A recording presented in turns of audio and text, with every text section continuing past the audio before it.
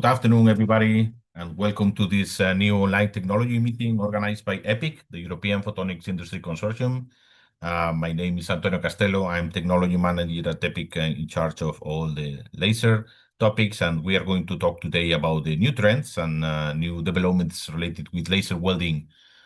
We have seen a lot of interesting movements in the topic of welding, the use more and more extended of on-the-fly technologies, handheld, the digitalization, of course, also the dynamic beam shaping as an interesting tool to improve the quality of the weld. So we are going to cover different technological developments, and we are going to see also which are the industry thoughts about these new developments and how can they support them.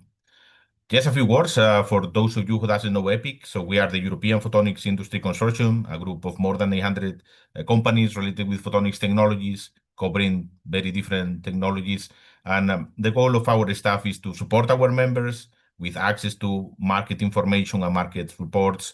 We help with human resources activities. We support our members, putting them in contact with investors or venture capital companies. We also organize networking events like this one, both online and on site, to put people in contact, and we support with the technological requests that can be solved in one of these networking meetings and also by internal discussion with them. So this is a short summary of the events that we will have in the near future talking about networking. So I encourage you to go to our website. I would like just to highlight the main event that we have every year, that is the annual general meeting in Jean-Le-Pin in the south of France. So all the members are really welcome to discuss about the EPIC activities in the last months. And this year we also combined with a summit, so with companies that are from different markets outside the consortium to exchange and share about the new opportunities, new business opportunities, new trends, where are different markets going.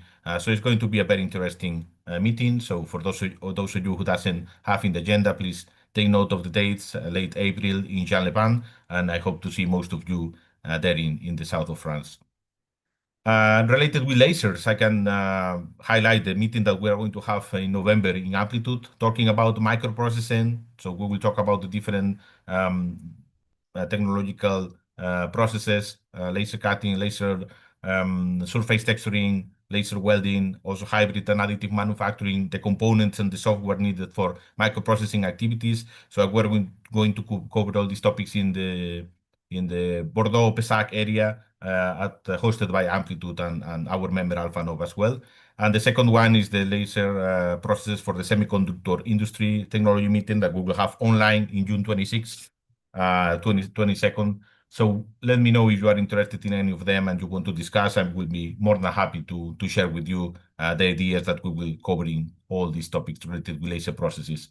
And going directly to the topic today, because we have a quite crowd agenda, so we will have this set of speakers. So thank you to all of them for having the time to prepare a presentation and being this afternoon with us.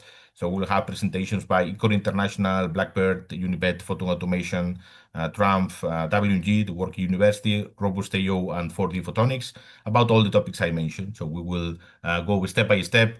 And the first one will be Rinaldo. Rigon is the technology manager at the company Ecor International in Italia. And he's going to present all the advancements in laser beam welding for the different industries they cover: food, pharmaceutical, energy, and aeronautical. So Rinaldo, you can perhaps start sharing your screen, and the floor is yours. Thank you for being here this afternoon. Yeah, good afternoon, everybody. Let me share the screen.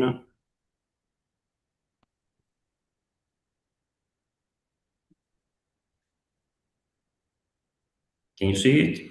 Yeah, everything good? Yeah, so good afternoon, everybody. Thanks, Antonio, for the introduction. As anticipated, the title of the presentation is Advancements in Laser Beam Welding for Food, Pharmaceutical, Energy, and Aeronautical Applications. First, I'm going to present Ecor International and its markets. Ecor International is a manufacturer of critical mechanical components, especially for aseptic filling machines in food and pharmaceutical equipment, as well as an OEM of functional and structural components for aircraft engines and space application. The company is also active in the industrial research field, combining engineering knowledge and materials expertise to propose innovative solutions to our customer in terms of advanced technologies, eco-friendly product, and cost reduction of the actual production processes. The common line among these markets is the welding process and the high demanding quality and safety requirements of these sectors. Ecor International manages the conventional welding processes such as TIG welding, MIG-MAG, resistance spot, and seam welding. Regarding laser beam welding, Ecor International has started introducing since 20 years ago laser beam welding into its manufacturing processes with different technologies already available in-house. We have TRUMPF laser station with bright line technology, robotic system with IPG welding head and wobble technology, low power pulse laser provided by Sysma. And for the future, as you can see, we're going to test the dynamic beam shaping of a Sivan laser in the frame of an European funded project, Lasers for Mass. Professor Franciosa will provide more details in one of the following presentations today. Most of us probably know the history about laser welding that started almost 60 years ago. Thanks to its key characteristics such as high energy density, narrow heat affected zone, deep penetration, and high precision, it is becoming widely adopted across the advanced industries because also of its key advantages for the manufacturing. We're talking about high widening speed, low distortion, excellent repeatability, and automation capability, and suitability for the specific application I'm going to talk later. And now, what about the trends? Ecor is looking for new solutions based on higher beam quality, real-time monitoring, and digital manufacturing. This is a quick overview of Ecor International products where laser beam welding was implemented. Starting from food industry, we talk about stainless steel pipeline, heat exchanger, and other components where pork processing operation and surface finish are fundamental for the hygienic and corrosion requirements of the sector. Similar considerations can be done for the pharmaceutical industry, where draw components, vessel, and modules have to show what we say clean welds with high repeatability of the results. There are also some interesting applications in the energy and hydrogen sectors, where welding of advanced alloys and the similar material is fundamental for the application described in the slides, like distribution plate, bipolar plate, and other particular critical items. Laser beam welding is also becoming a reliable technology in the aerospace field. Sometimes is considered as an alternative to electron beam welding for joining materials such as titanium and superalloys, or where fluidic circuits and structures should guarantee high mechanical performance. Just to make a quick overview, this table shows a comparison between laser beam welding, conventional arc welding processes, and electron beam welding. As you can see, there are a lot of pros in the laser beam welding implementation in the manufacturing. In example, reduced heat input and distortion.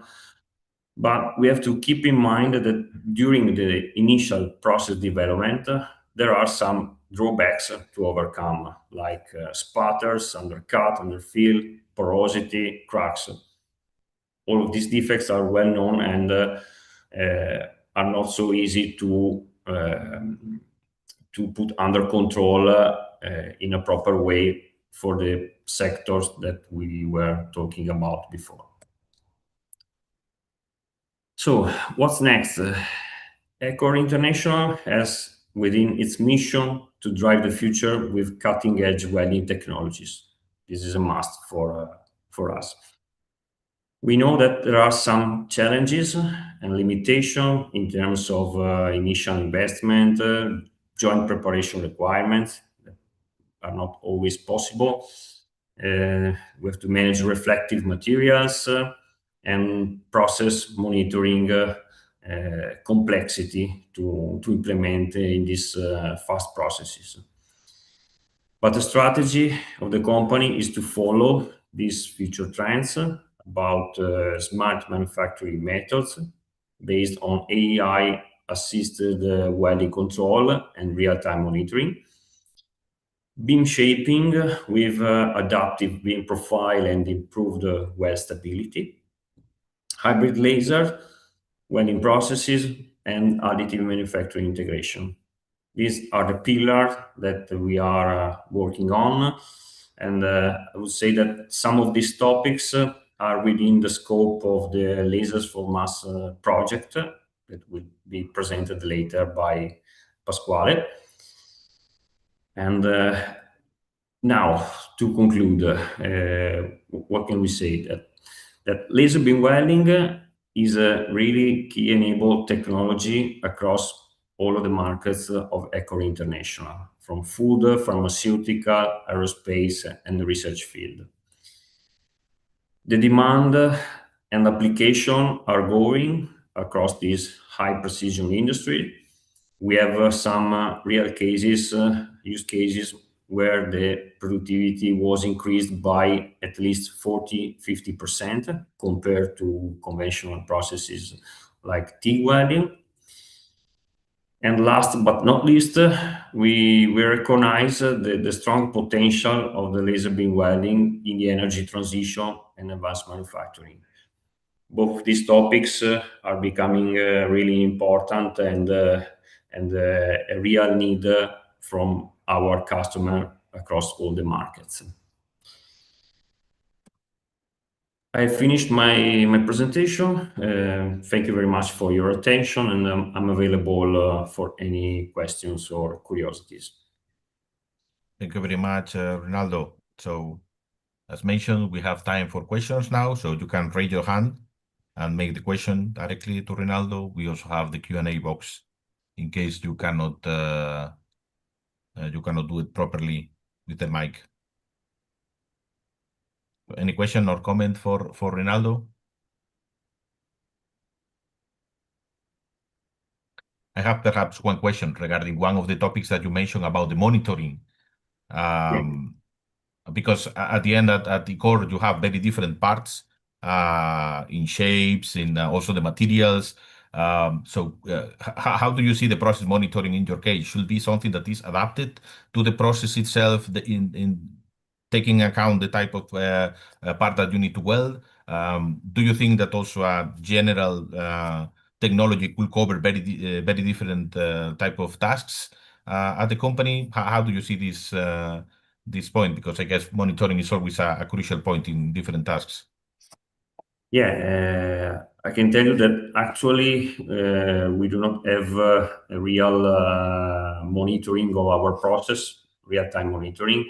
And this is, from my point of view, a lack for some of our production, because sometimes we have to face a scrap rate or a rework rate that are not easy to manage. And as you said, we have a huge variability in terms of material. We move from stainless steel to aluminum, titanium, nickel alloys, with wide variability in terms of geometry.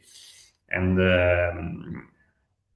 a possibility to implement tools, software, and sensor that could help us to monitor our process would be very interesting, and it's what we are looking for. Is there any market that you think that should be like the initial point to test how these monitoring solutions can help you. So I think perhaps for the food parts, because they are more critical for the customer or more difficult to then characterize afterwards. Yeah, the most difficult to be characterized are the aerospace components because they have high demanding requirements, especially for volumetric defects. And a real topic is to predict defects and help the following NDT phases, like X-ray or penetrant inspection. Okay, very good. Any other question or comment for Rinaldo? Yeah, maybe. Yeah, Giovanni, please. Hello? You're muted now, Giovanni. Can you hear me? I can hear you Yes, now, I yes. hear you. Yeah. Yes. My question is, have you considered swap source OCT, optical coherence tomography, as technology for monitoring your laser welding? It's already used in this space, and I wanted to understand if you have already explored this possibility. Not yet. We are collecting some information during the last months, I would say, and it is one of the technology that we would like to test. Of course, if you have any tips or suggestion, they're welcome. We are evaluating both pros and cons of this technology, and yeah, let's see if this fits to our needs in the future. Yeah, we can maybe connect after the meeting, and we provide data acquisition technology, and swap source OCT is one of our main focus. So I might give you some hints and useful Thank you very elements. much. Thank you very much, Giovanni. Wolfgang, you also have your hand. Yeah, thank you. You mentioned AI in your presentation to support the laser welding processes. So do you have any experience or anything already using in this direction? No, it is one of the topics that we are investigating in the frame of the European project Laser for Mass. Is one of the pillar of the project, and it will be implemented and tested in a relevant industrial environment by the end of the project. Okay, but that's also interesting for us, as we are also using and are implementing OCT systems and all this process monitoring and investigating in AI methods and algorithms to support this and even further. So also about OCT we can connect later on probably. That's also a topic we can help you with. Okay, thank you very much. Good. So if there is no more questions, we thank again Rinaldo. Thank you very much for the presentation, for being this afternoon with us. Because I see the hand from Giovanni, but I think you are connected in a different device. So we can move now to our next speaker. We are going to talk about vision on the fly. So Wolfgang, that just made the question to Rinaldo, senior product manager at the company Blackbird. You can share your screen and proceed with the presentation. Yeah, we see your screen. So okay, thank you for being here this afternoon. Yeah, thank you for the invitation. Originally, it was planned to have Thibault here, my colleague, but he is fallen sick leave during the weekend, so I'm jumping in here on short notice. And I will show you a little bit about our approach using a vision system in an on-the-fly welding environment. But first, let me jump the slide.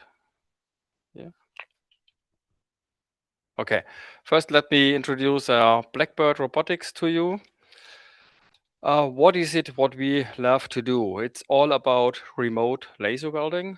And the best part comes when it comes to complex 3D shaped objects, which we can do on the fly. So it's really about high speed laser welding designed for volume production As you can see here, body in white, car doors, all this stuff. Something where we traditionally come from. So that's one of our key competences. Our systems are designed always in an open modular style, so we can support literally any robot, any laser, and we provide the laser head and all the remote on-the-fly welding processing head and controls, including the welding and the processing monitoring stuff. Another application which is coming up along is the hairpin welding as an example. Also high volume mass production with in-process monitoring, high positioning accuracy in the systems. And of course, battery welding, but also anything you can do with its large size, high volume, high quality, and high speed. So all this together out of one hand. This is Blackbird Robotics. And we can support you more or less anywhere in the world. We are located here in Munich. But we also have a subsidiary in China with Application Lab, and we are working together with Ecor Binsel as a partner to cover the whole world as a region. And we're in this business now for more than 18 years with more than 1,000 systems installed and a very compact engineering-driven, motivated team of 50 plus people here in Munich. Today, I will show you a little bit about on-the-fly welding using a vision system and how this can help to speed up your process and also the quality of your process. So we have on the left side, typically we use OCT systems for process guidance in monitoring and post-process scanning. So this is something that's one of the strengths of OCT is that you can do a seam tracking, positioning scan. And first, you do an in-process monitoring of the keyhole depth. And after the weld, you can also do a seam inspection, all with one device. And with our system, this all works on the fly. So you don't need any additional time, doesn't slow down your process. And on the other hand, a bit cheaper system, but not so sophisticated, but very cool when it comes to speeding up a good process is the vision system. Vision on the fly, also everything with a motion sync, we call it. So we get the feedback signal from the motion system, handling it, synchronize with the laser process. We synchronize with the camera, which provides positioning information, and this all works together as one. Let's dive a little bit deeper into this topic. So why is this a very cool thing to do? So if you have large workpieces or you need a process that's scalable in size, you can use a gantry system or a robot, whatever fits your situation best. You're with high volume, short cycle times. You need a speed up process. So with this combination, you can achieve almost 100% laser on time because the camera does not slow down the thing. It's a robust and very safe process, which especially for battery welding, for example, it's super crucial. We get a high accuracy. These cameras are really high resolution, even at high speed. And you get an X, Y position and a 3D information with to adjust also the Z position for tolerances you will have in your workpiece. And of course, you also can add post-process verification to the system. So you can also document the result of the weld for later inspection. These are two example setups you already realized. So for the battery systems, for the pack system, the gantry systems, at the moment is the most favorable system because, as said, it's scalable in size, which is getting too big, or you would need a real huge robot to handle this one. A gantry is relatively simple, and you can scale up to a full vehicle size battery pack here. On the other hand, we also see customers doing more and more cylindrical batteries, also moving in a revolving way. So also supported by our system now with a revolving strategy, which can be a revolving conveyor band, or like this demonstration here, a real rotation table. So the different strategies of motion systems are supported, so you can really make it fit to the situation you are facing. A little deep dive into a battery system we implemented, which is done by a 3D or scanned by a 3D sensor. It's a triangulation camera. And this can be applied to hairpins, can be applied to the terminals of batteries. So this is really a pretty universal tool. And the important thing here is really the camera runs before the process, so it does not constrain your process speed. The process speed is simply limited by the welding process itself, and the camera does not add or almost zero process time. I have a little detail on that later on. And the X, Y, Z position is provided on the fly to the welding process to teach offset. So you can move along whatever tolerances the camera is detected.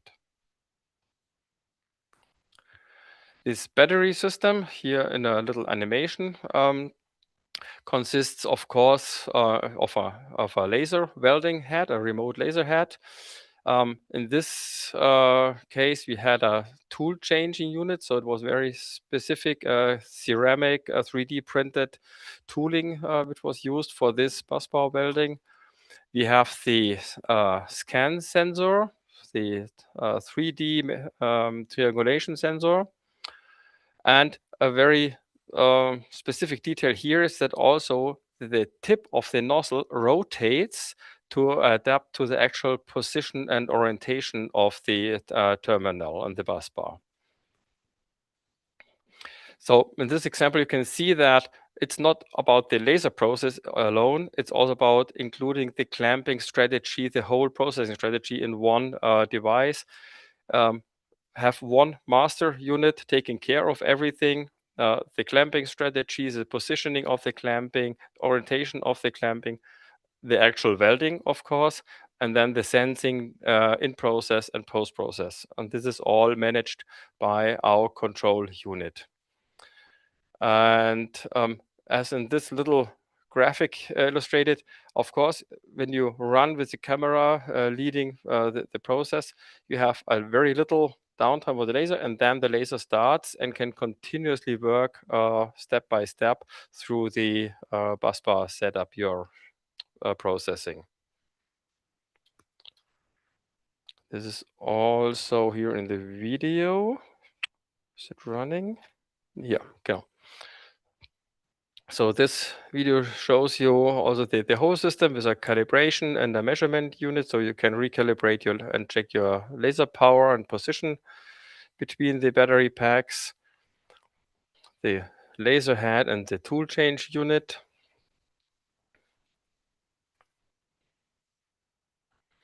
The triangulation sensor, which will first scan the terminals and the bus bar to give the position. The jigs will be moved to the actual bus bar positions. And as an option, you can also add different kinds of process monitoring sensing systems, like, for example, OCT, as already discussed before. So the camera starts to scan the battery pack, and then the process behind is controlled while the scanner keeps on moving. So the scanner head does not stop. And if you watch closely to the jigs, you also can see the tips are rotating to adapt to the actual terminal and busbar position.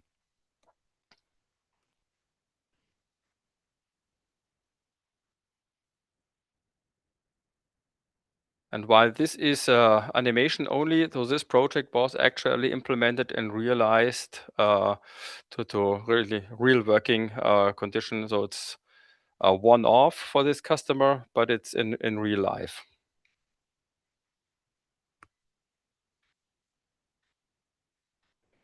There was also a chick cleaning necessary for that. Oops, this was one too much. Sorry. Yeah, no, there's one missing in between. Sorry for that. Where is it? I think it's behind the video.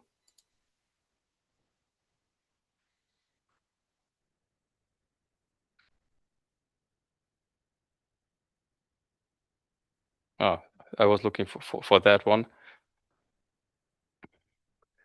So it's a remote laser welding on the fly with the camera streaming the position before you do the actual weld, so you can adjust the laser process with zero downtime for the laser. And here's still one slide missing in between. Okay, doesn't matter. Yeah, so you can see that with this vision on the fly, it's a great tool, relatively simple on the first glance, but if you combine it with the tooling, with the clamping, you can really make a smart process setup with that, which is speeding up your process while ensuring a super high accuracy and quality, which is typically demand for the battery welding, but also for many other applications. Can use it for edge tracking, for positioning, for rotation correction, anything that you can scan with a 3D topology sensor. Thank you. Thank you very much, Wolfgang. We have already a question from Najah. So Najah, please. Yeah, hi. Thank you for a really great presentation. I love it. But in terms of adjusting XYZ position, and I'm here only focus on the Z position, like how you adjust your Z position. Is it by moving the optics or the motion system? Then is being done also before, like when you scan it, the scan whole module, you adjust also there the Z position, or while the head is going to the battery cell, the cylindrical battery cell, he measuring with OCT, then he adjusts the position. Like how is that working? Can you a little bit explain, please? Yeah, sure. That's a good question. So we can do both systems. We have a 2D scanning system. In this strategy, you would move the laser head mechanically if needed, but at processes at this speed, that would be far too slow. So typically we use a 3D scanner head, which has a XY for the lateral positioning of the laser beam and a shifting lens of some kind. The different strategies available here. To also have a set positioning of your focus, which can be done on the fly in real process speed. And also if you have longer seams where you will see a set shift over the length of the weld, you can adjust the set position on the fly in this kind of a 3D scanner system. So that's why this is the favorite system and the commonly used type of processing head for the busbar welding. What is the time of adjust? What is the time of the adjusting? Like how long it take? It's in the scale of a couple of microseconds. So it's really within this. Microsecond? So the whole weld is done within a few milliseconds, and the adjustment of the galvo is a super high speed, the galvo and the set positioning. Okay. Thank you. So that's all triggered by real-time control cards. And it's running in a closed loop system, so we also get the feedback of the galvo back to make sure that actually the position that we request is also sent back and confirmed, which is also crucial for the high quality requirements of the battery welding, where mismatch in targeting the laser to the battery can really have a disastrous effect. Thank you. Thank you, Najah. Is there any other question for Wolfgang? Yeah, one from me, Antonio, if I can. Yes, please, of course. Yeah, okay. Thanks for the presentation. I really like it. So my question was about the application we have presented with that adjustable clamp for the battery tabs. So I was wondering, what's the speed you can achieve with that? Because I assume the clamping is like a bottleneck in the process, in repositioning. I don't know. Can you just give some insights, like the typical, or the highest speed you can achieve with that? Actually, the design of the clamping and this rotation track was not our part. Let's say it was not the bottleneck in this project. It was more the moving of the nozzles and the cleaning of the tips in between. But this was just a mechanical rotation, which was done by the integrator part, where we just supplied the process control and management around it. So I don't have a real number on that, but it was, for this type of application, not the limiting factor. Okay. And was again the typical speed, the welding speed you have in that application? This depends more on the material thickness. Yeah. So it's a couple of meter per minute you can do here, but it's also different whether you weld on copper, on aluminum. Yeah. Which both is materials you use in the busbar welding. Yeah. And it also depends whether some prefer to make a straight line and others do a wobble. And both strategies are supported by our system. If you do a wobble with a single mode or multi-mode laser, to get a wider welding path with a deep penetration, which is typically what you do for the context of busbar welding. Okay, I see. Thank you. Welcome. Thank you, Pasquale. So I don't see any other questions. So thank you very much, Wolfgang, for the presentation today, for being here with us this afternoon. Yeah, it was my pleasure. Thank you. Thank you. And we can move now to our next speaker. So we will have a presentation now by the company Univet. I think it's quite well known in safety solutions. And we have this afternoon Fabrizio Ferranti from the Laser Safety Division, and he's going to present the solution for eye and face protection for handheld laser welding. So Fabrizio, thank you very much for being here today. Hello, thank you. Thank you, Antonio. Thank you for to invite Univet at this meeting. And good afternoon to all participants here on Zoom and who is looking us on YouTube. We will focus our attention today on the use of the laser, on the safety, and where the laser is used mainly in class 4, in the special application as the handheld laser welding. Do you see my screen for confirmation? Yeah, everything good. Perfect.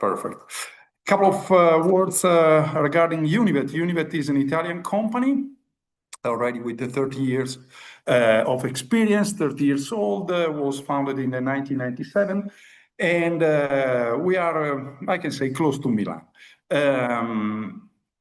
We are an independent group, is a family-owned company, today driven by Paolo Portesi, son of Armando, the founder, since 2012 up to today. We are about 220 people across the world, and with a global presence from Asia to United States. And concerning United States, I have to spread and share with you a good news, because Univet opened a laser safety branch in the United States last January. So it's something really new for us in the laser safety, not in the safety, because we already have a facility in US for the safety and loops division. Univet has a 3 division, and we produce safety for industry and for medical application, loops, magnification systems for surgery and dentistry mainly, and laser protection. That's our 3 core business for us. And in the Univet laser, we produce eyewear, helmets, and windows. Helmet is something new that follow the trend of handheld laser welding that appeared in the last years. And then the laser weldings, I would like just to share with you a couple of words concerning the difference between the traditional welding and the handheld laser. because it's generated by fiber laser, where the wavelength is around 1070, 1080 nanometer. But compared with the traditional, we have to protect the operators from also UV and visible generated by the plasma, and the infrared generated by the process, plus, of course, the wavelength generated by the laser. Just a laser filter is not enough to protect the people, due to the fact that I already showed. So last year, Univet introduced at the beginning of last year, in January 2025, the Mastra. Mastra is the laser welding helmet, the first one that on the market, and is something that is generated, or it was generated by the experience, long experience in the laser safety. It's not just something to protect people from welding, but to protect people from laser welding. And is an helmet that can be used for laser application and also for traditional application. But the difference between a traditional helmet is that our protection is 100% on the shell too, because we used a special compound that is laser resistant and is certified for this, DLB6, and is not standard plastic. Okay, we didn't put just a filter in front of the helmet. The laser filter that we adopted and used is a laser filter that is protecting also from the Raman emission generated by fiber laser.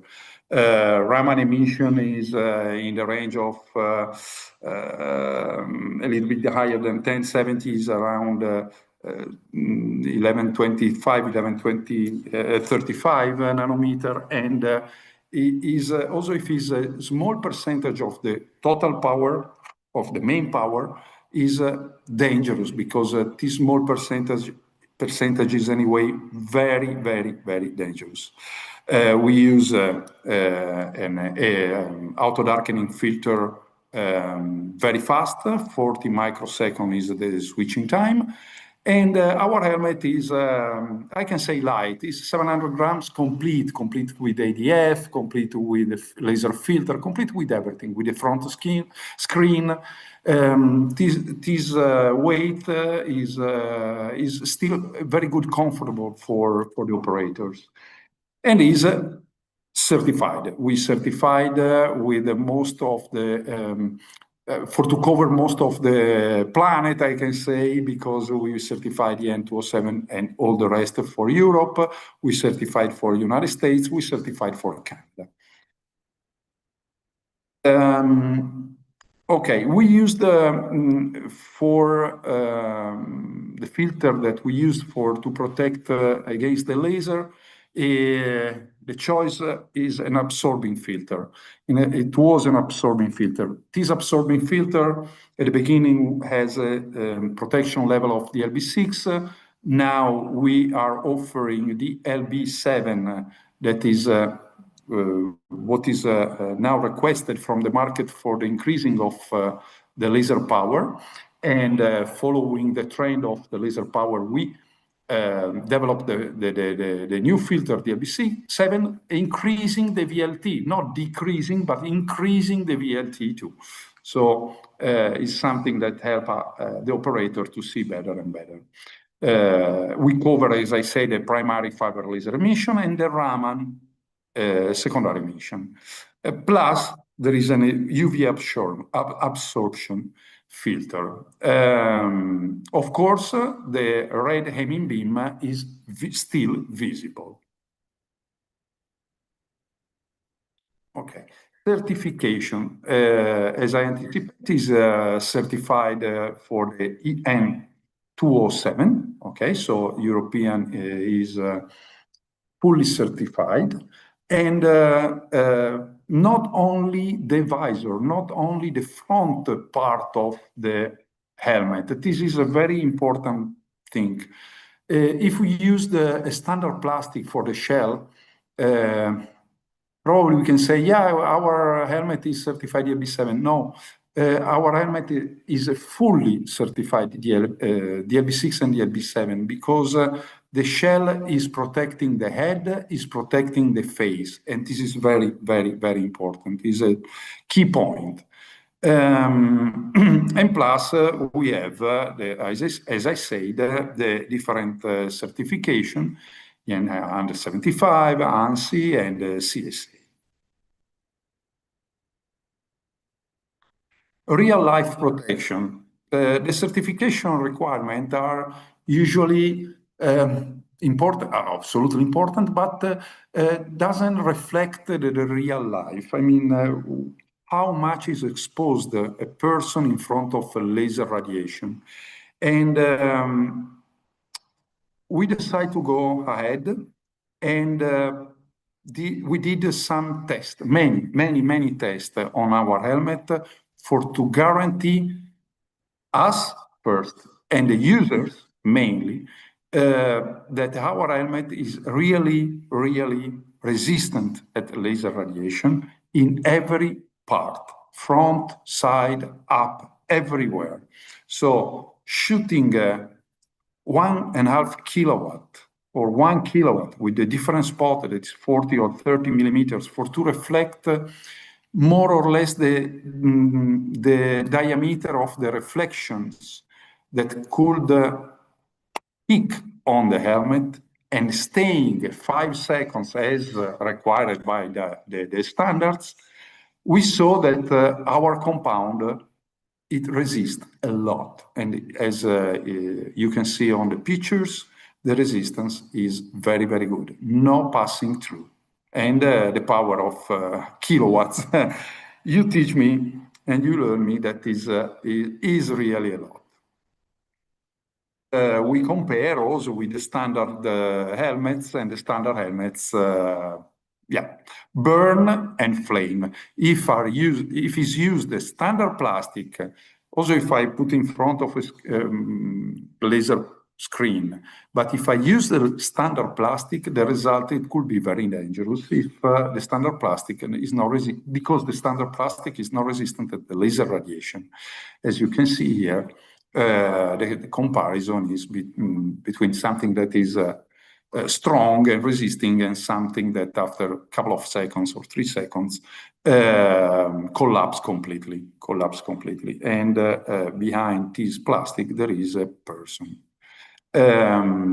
So we would like to continue to study on the structure of plastics to discover always more and more and study always more and more, develop new compounds, and is something our R&D internally is doing every day.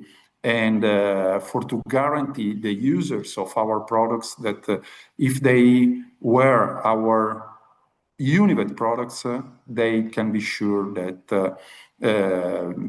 they are really protected against the laser radiation. And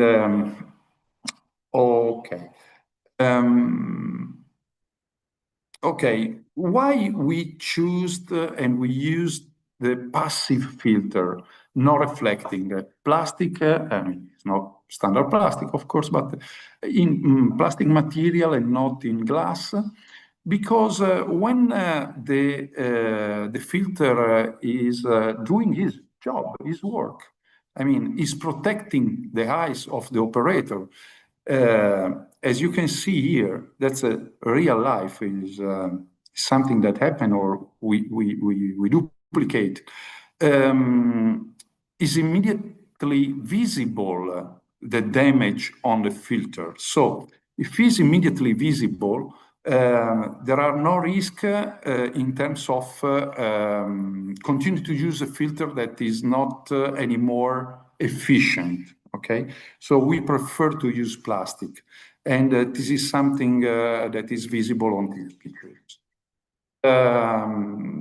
And we continue to develop, to study, to do something to protect every single laser user in the world.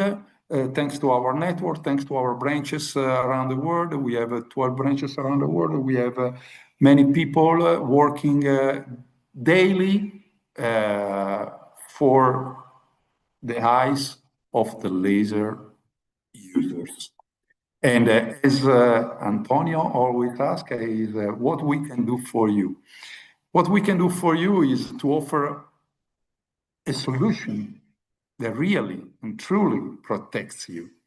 And what you can do for us, easy, work together to develop, put questions, new challenges. We love new challenges. Every day we receive a new challenge is something great for us. And our R&D people, our technicians, our laboratory people is excited to develop, to study and develop something new for new lasers, for new applications, and for new challenges. Thank you. Thank you very much, Fabrizio. So already a question from Najah. Najah, please. Yes, this is an awesome presentation. I love the exposure test that you did. So having the helmet for the handheld laser by itself is the most dangerous laser application by far from any other application. So having the helmet, it's so important.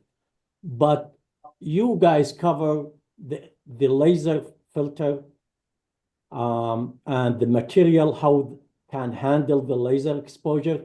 But you guys missing that the handheld laser, the operator or the welder is very close to the process. Imagine you welding galvanized steel. And when you weld the galvanized steel, there's a lot of zinc coating is going to be removed. And you don't want to breathe that zinc coating. So here's what I suggest to you.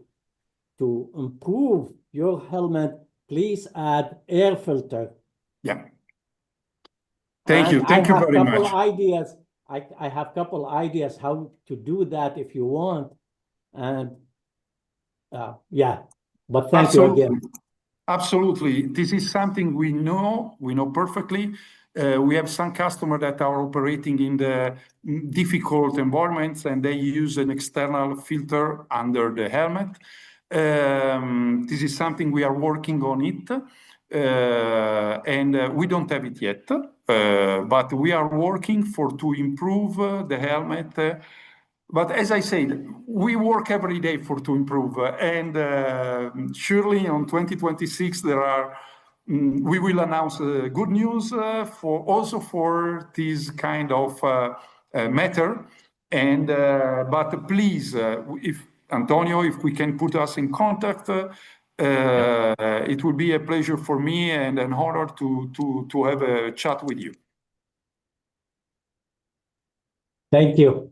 Thank you too. Thank you, Najah. Any other question for Fabrizio?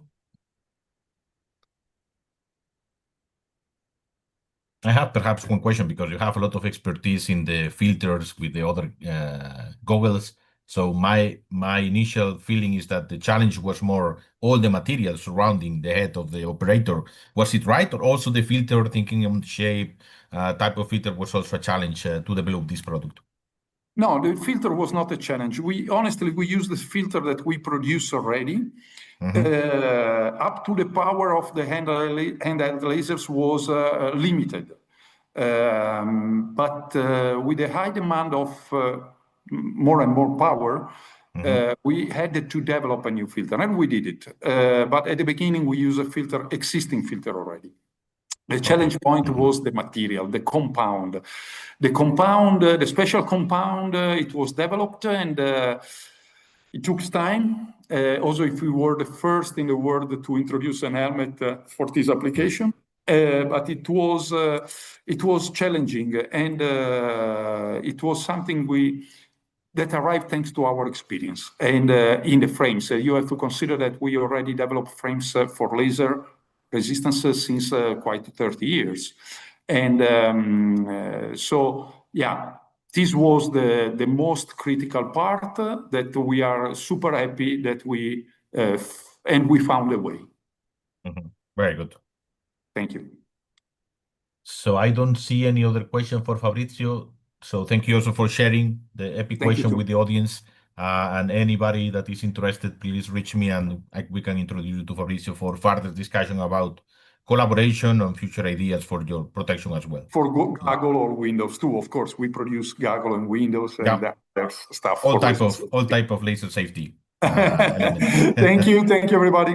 Thank you very much, Fabrizio. Thank you too.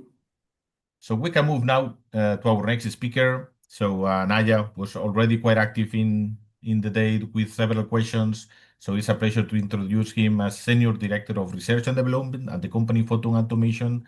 The company Photon Automation is developing different automated systems. They have a long expertise also in welding applications. And he's going to present today the cutting-edge techniques for laser welding of thick copper busbars.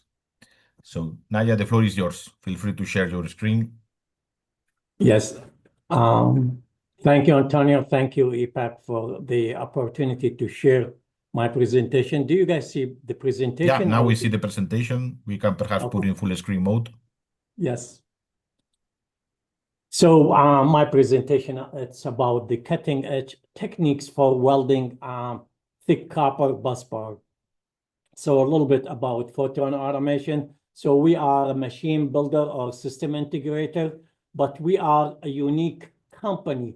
The reason for we are a unique company because we take the project from process development and we want to make sure that the process, like especially like a welding or cutting or cladding or drilling, that the project is working perfectly fine prior to adopt the technology that base we're gonna build the machine. So we have 3 laser labs, and those 3 laser labs, we have around 10 different laser sources from 1.5 kilowatt all the way to 28,000 watt.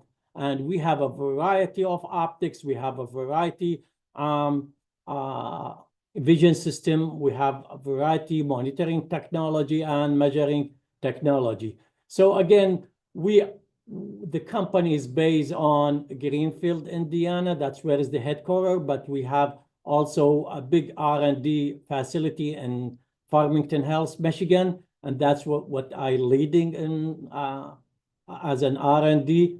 So again, we are process development, laser application R&D, but also we are a laser job shop or contract manufacturer. So sometimes customer coming to us and, hey, we have this design, we want to build like, let's say on the battery sides, because we are very active welding batteries, battery cell, battery module, battery packs. So we build for, let's say 50 module, whether it's a pouch cell or prismatic cell or cylindrical cell. So we help building those modules for a customer.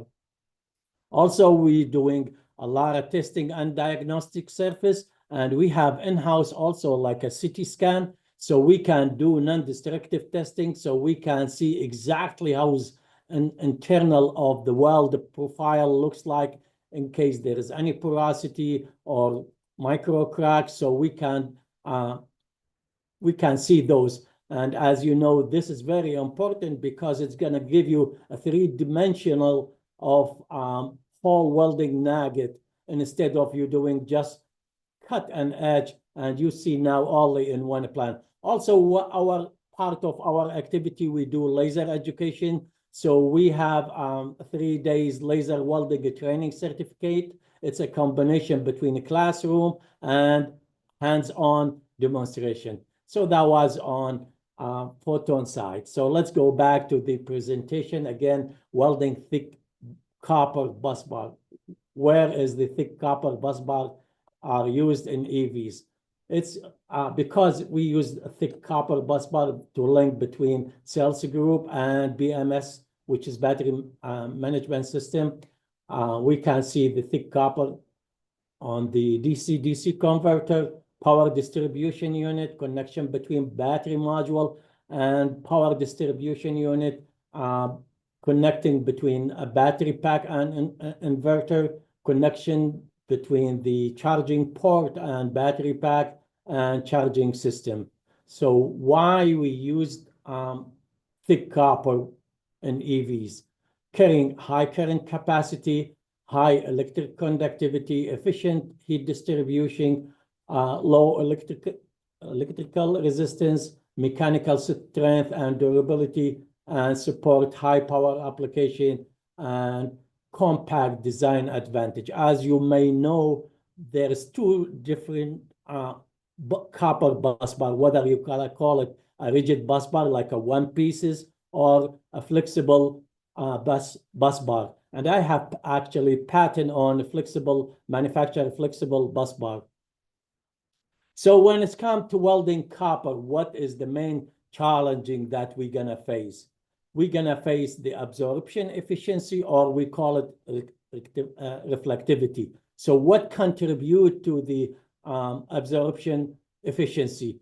It depends on the wavelength of the laser, surface roughness, angle of the incident of the laser, and the oxidation.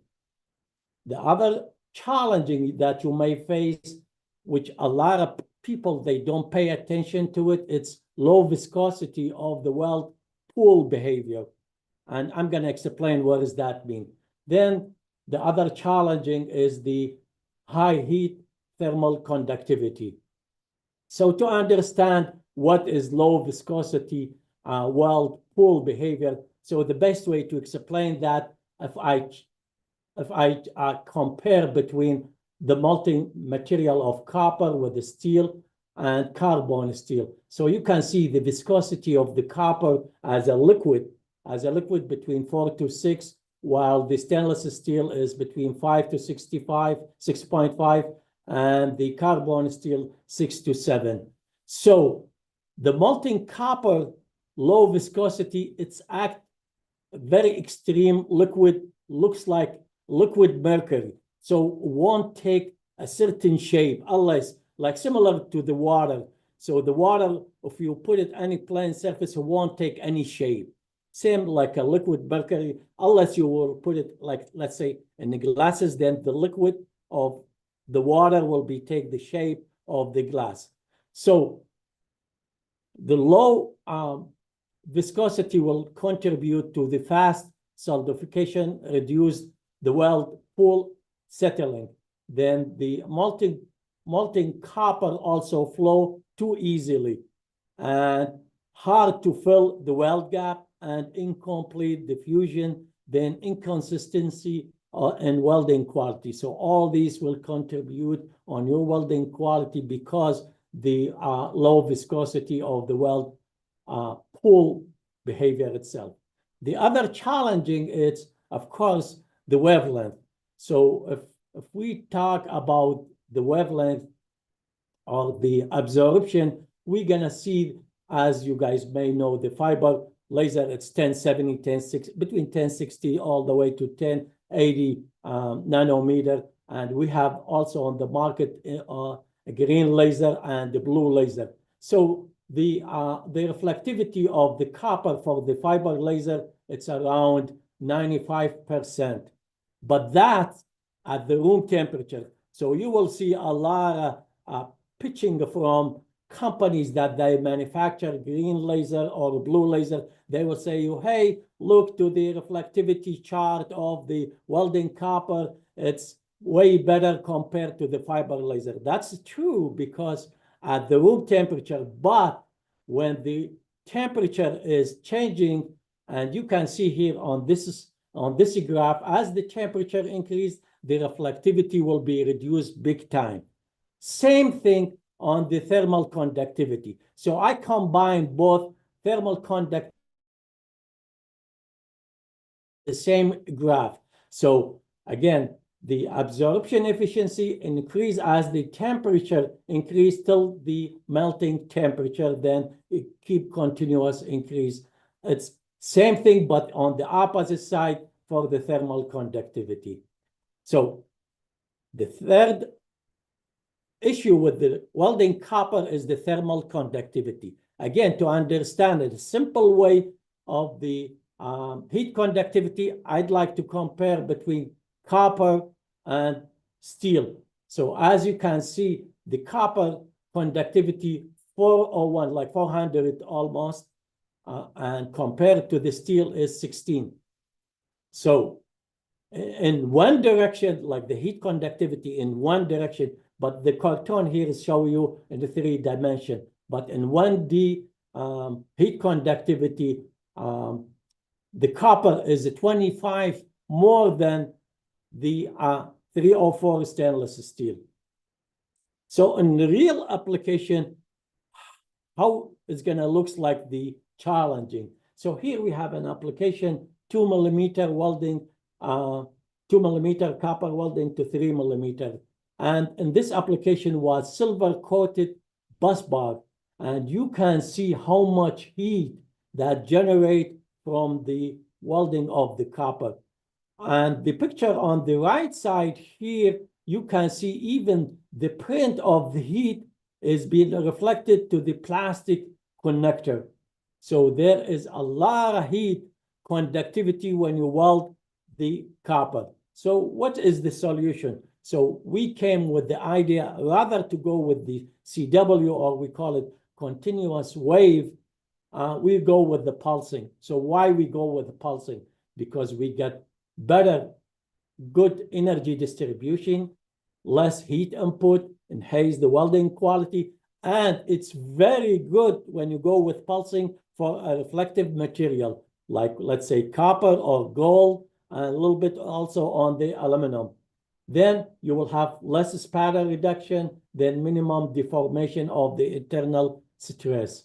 So if you look to the industrial laser that existing in the market, and if you want to go to modulate the laser power, so you can go as minimum with 1 millisecond.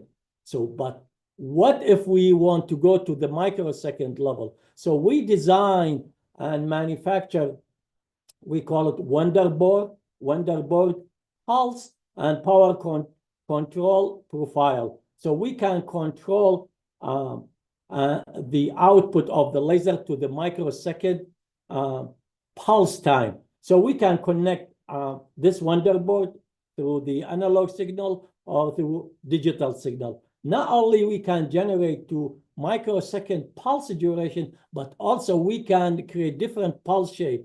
And whoever did pulse welding, he understands how important it is to generate different pulse shape and how the pulse shape could be contribute on your welding quality. So not only that, so we adding with the pulsing method also the oscillation profile. So here is just I'm putting on the left side why we need a microsecond pulse shape, because we are very fast and very quick melt the surface, prevent back reflection from the workpiece, and produce consistent penetration depth and uniform heat distribution. So plus the pulsing method, we go with the beam oscillation. So with the beam oscillation, we spread the energy in a slightly large area, more joint volume, we can be heated effectively, and oscillation boost, of course, the copper observation during the welding and bridging the gap and better fit up of the gap.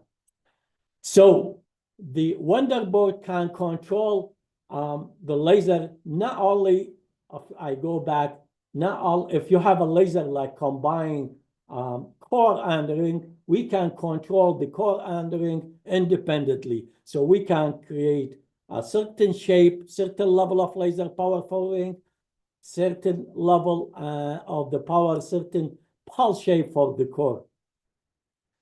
So we can control, again, the power, the pulse shape, but at the same time, we can control the galvo mirror scanners. And that is very important. As you may know, when you weld with the scanner head, when the scanner mirror is moving left and right, you're going to create what we call it edge effect. Those on the edge effect, you will get more heat at the edges compared to the middle of the weld. So by controlling the speed of the mirror, we can take off all these edge effect, and we create a uniform welding penetration across whole entire weld. So here, as you can see, the cross section and the surface profile looks of the copper welding, again, 2 millimeter to 3 millimeter. So the conclusion, we create really strong, clean, and reliable copper weld, improve heat management and reduce the thermal issue, minimize weld effect, and improve joint quality, improve overall the weld quality and the appearance. Hopefully I wasn't too long, and thank you guys. I'm ready for any question. Thank you, Najah. So we have now time for questions. Yeah, Juan, please. Good afternoon. Thank you very much for the great presentation. I don't know if I've just missed it, but can you spend some words regarding the quality of the laser you're using for that weld? So what we, yes. Are you using a single mode laser, or what can you No, spend we use a combination. I don't want to make marketing for any laser company, because we use any, like we have different laser company in our labs. So I don't want to make any marketing for any laser company. But on this particular application, we use the combination of the core and ring. Okay, so the results that you were showing with the copper one is a combination of both of them as well? Yes. Okay, thank you. Yep. Any other question, Pasquale? Yes. No, yes, yeah, thanks. Question. Yeah, so thanks for the presentation. Yeah, I mean, I saw this wonderboard on your LinkedIn. I think it came probably a couple of months ago. Yeah, it's very, very nice. So I have two questions. So the first, and probably I missed this point, when you showed also the active cooling with the water, is it something you do all the time? Active cooling with water, or is it just like one? Yeah, because of the heat of conductivity, and we were, if you see the plastic molding material next to the welding area, we deform those plastic because of the heat conductivity. So that's why we use the water heat sink to reduce the heat conductivity. Okay, okay. So this is like a standard cooling was a operation special you do with application. Okay, okay, Yes. thanks. Yeah, and then the second question is more related to the temporal control. Yeah, so I mean, probably obviously we have different applications than yours, but in some cases we do like a power ramping in the start. Yes. to open like the molten pool, and then keep the keyhole stable moving forward. So right, is this kind of an alternative to that? Or yeah, it's again a special case? Yeah, so with the pulse shaping, and I bet you did a lot of pulse welding. So with the pulse shaping, and here I'm not adding the pulse shape that we use because that's kind of our secret sauce. So we have our certain pulse shape that we really control the rising of the melting pool and control the heat and the strength during the welding process. Okay. So the time scale is below microseconds from the graph. I can see your yes, we go to minimum 50 micron because of the limitation of the electronics. Okay. Well, and probably the limitation of the laser itself, because also the laser, since it's a CW, is never that fast anyway. Yeah. Perfect. Okay. Yes. Okay. No, it's nice. Yeah. Thanks. Thank you. Yep. Thank you, Pasquale. So, Claudia. Yeah. Hi, this is Claudia. Yes. I probably missed it, but on what failure signal are you controlling? You mentioned heat or temperature. So what signal are you controlling? What is your sensor? Like we control the gate on off of the laser. Is that your question? No, this is the switch, but you need to have a sensor signal. Like, are you measuring the temperature of the melt, or the intensity of the melt, or the back reflection? So when we do like a battery application, usually we put, like if we want to weld a bus bar to the battery cell, so we usually put a temperature sensor. But in our company, we have access to all monitoring technology. We have LWM from Precitech, we have 4D from Ecor Benzel, we have a Plasmo from Enlight. So we have access to all these monitoring technology, if that's your question. Yeah, and can you recommend one technology where you have good experience with? I mean, this is I love all of them. Okay, thank you. Yeah, I love all of them. We can perhaps connect Claudia with Najah by email so you can discuss in private conversation. Yeah, if you guys want any private meeting, I'm more than happy to share my knowledge and my expertise with you guys. So thank you. Thank you very much, Najah, for the nice presentation and the discussion. Thank you for being here this afternoon. Thank you. And we can move now to our next speaker. So we have Marc Hummel. He's the business development of the mobility solutions at the company TRUMPF, well-known manufacturer of laser and laser machines. He's going to present the ultra-high power lasers, increasing demand novel solutions for welding processes. So Marc, the floor is yours. Thank you for being here this afternoon with us. Yeah, thank you very much for the introduction. Welcome everyone this afternoon. Glad to talk to you and present our ideas for ultra-high power lasers in the future. We've heard a lot of e-mobility, welding copper, and batteries.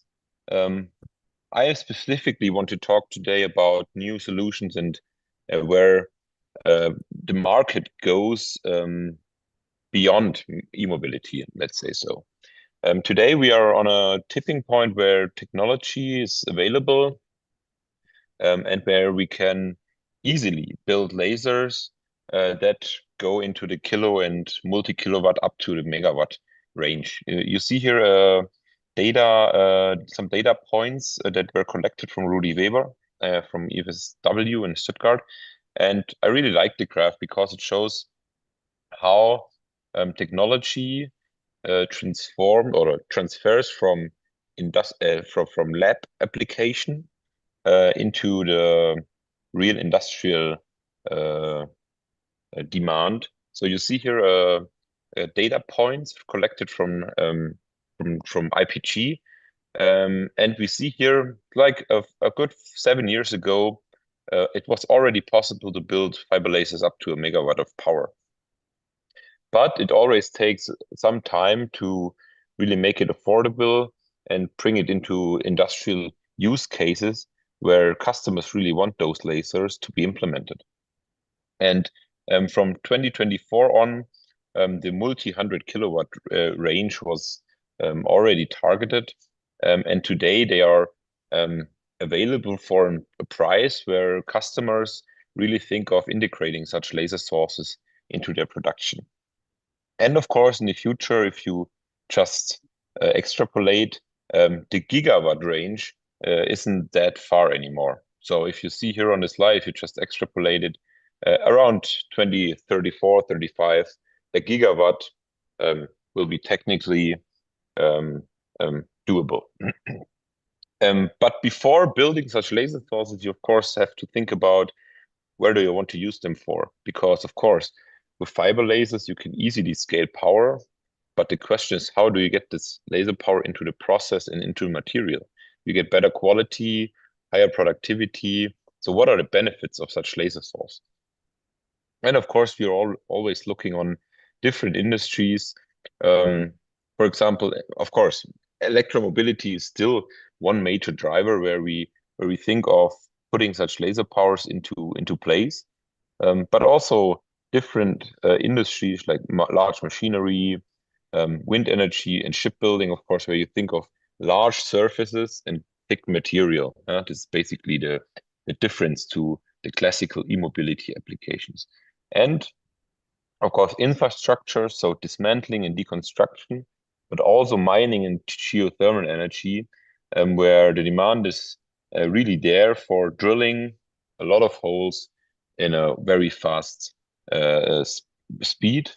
So we can extract more energy from the ground in the future.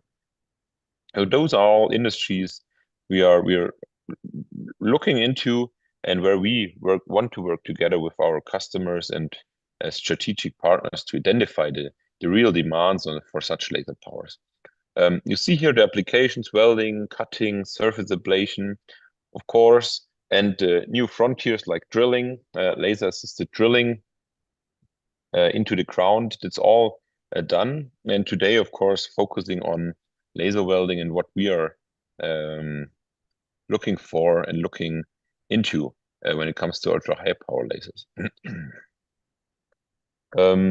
Those are welding curves that are created with our standard portfolio. So a 24 kilowatt laser. And on the left side, you see stainless steel, where we can weld with different spot diameters, up to a depth of around 40 millimeters. At welding speeds quite low, definitely 0.2 meter per minute. But it doesn't matter if you increase power further. In stainless steel, you have a limit at around 40-45 millimeter, where you cannot weld deeper without special preparation of your specimen, or even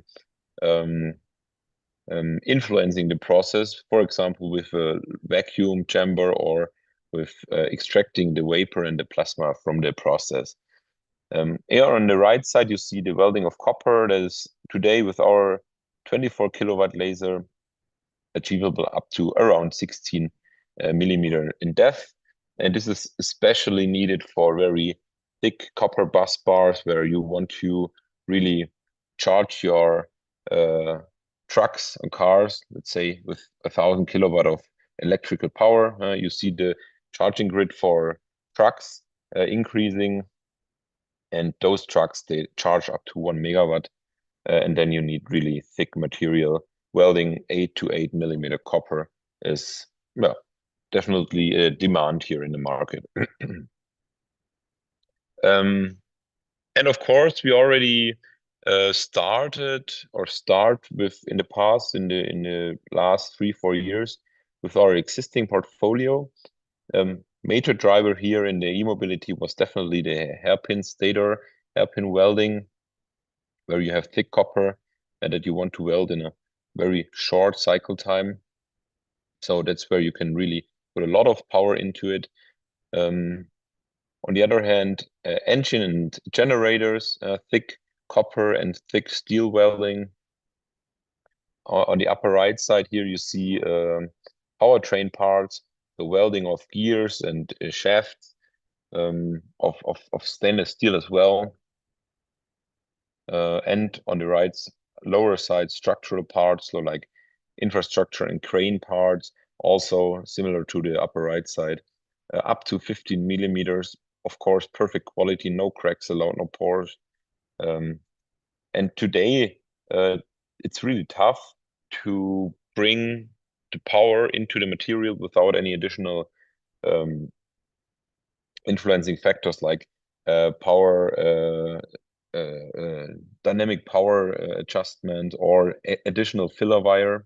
So this is all, those are all applications where we already see the demand for higher laser powers, but also limitations, where you not necessarily just take 24 or 30 kilowatts for welding and you just weld deeper or faster. It's not always scaling linearly.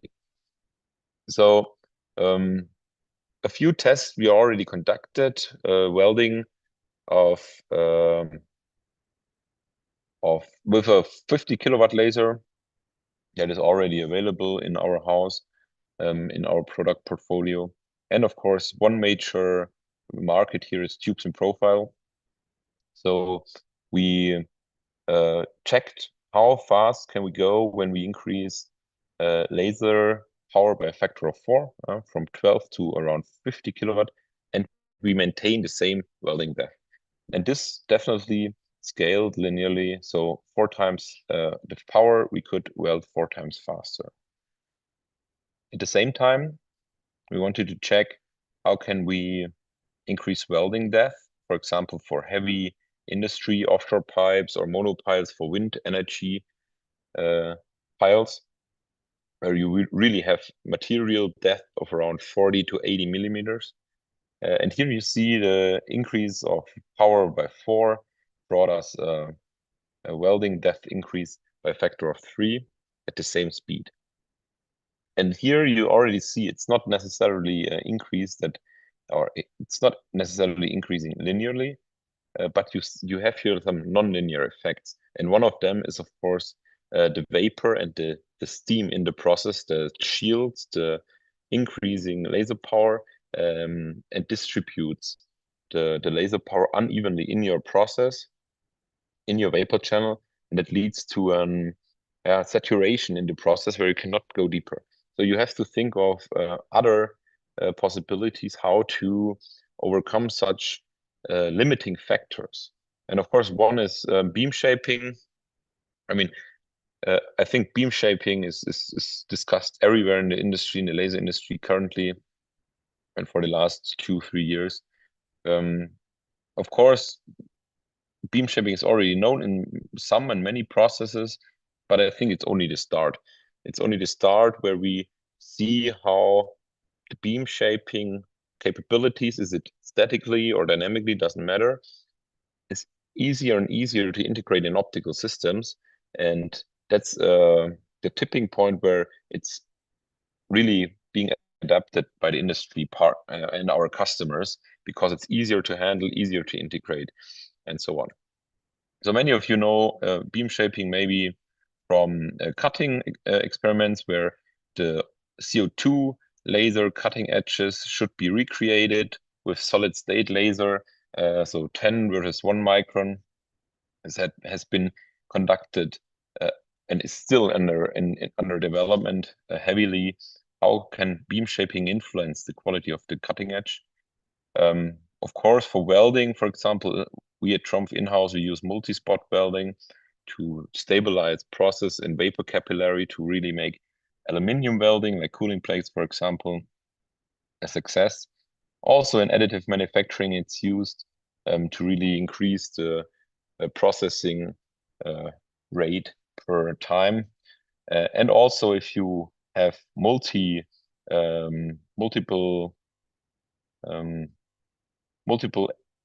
areas, in this case welding areas, that are symmetrical, of course you can use multi-spots to really distribute your power onto different areas in your process. So this ultra high power lasers, we don't think that bringing 150 kilowatt to a single point is the way to go. We think distributing the power in your process or on the surface of your material is the right way to go.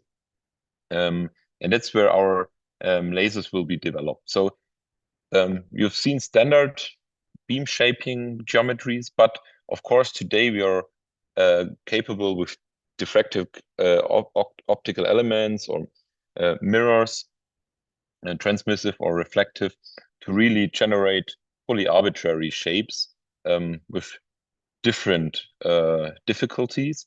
But between simulation and the real world, the measurement that we can measure our beam distribution or intensity distribution on the workpiece, that is pretty identical. So simulation and the transfer in the physical world is today almost perfect, where we can really go from simulation to process development in a very short amount of time. So the question is, what kind of lasers will be developed in the future?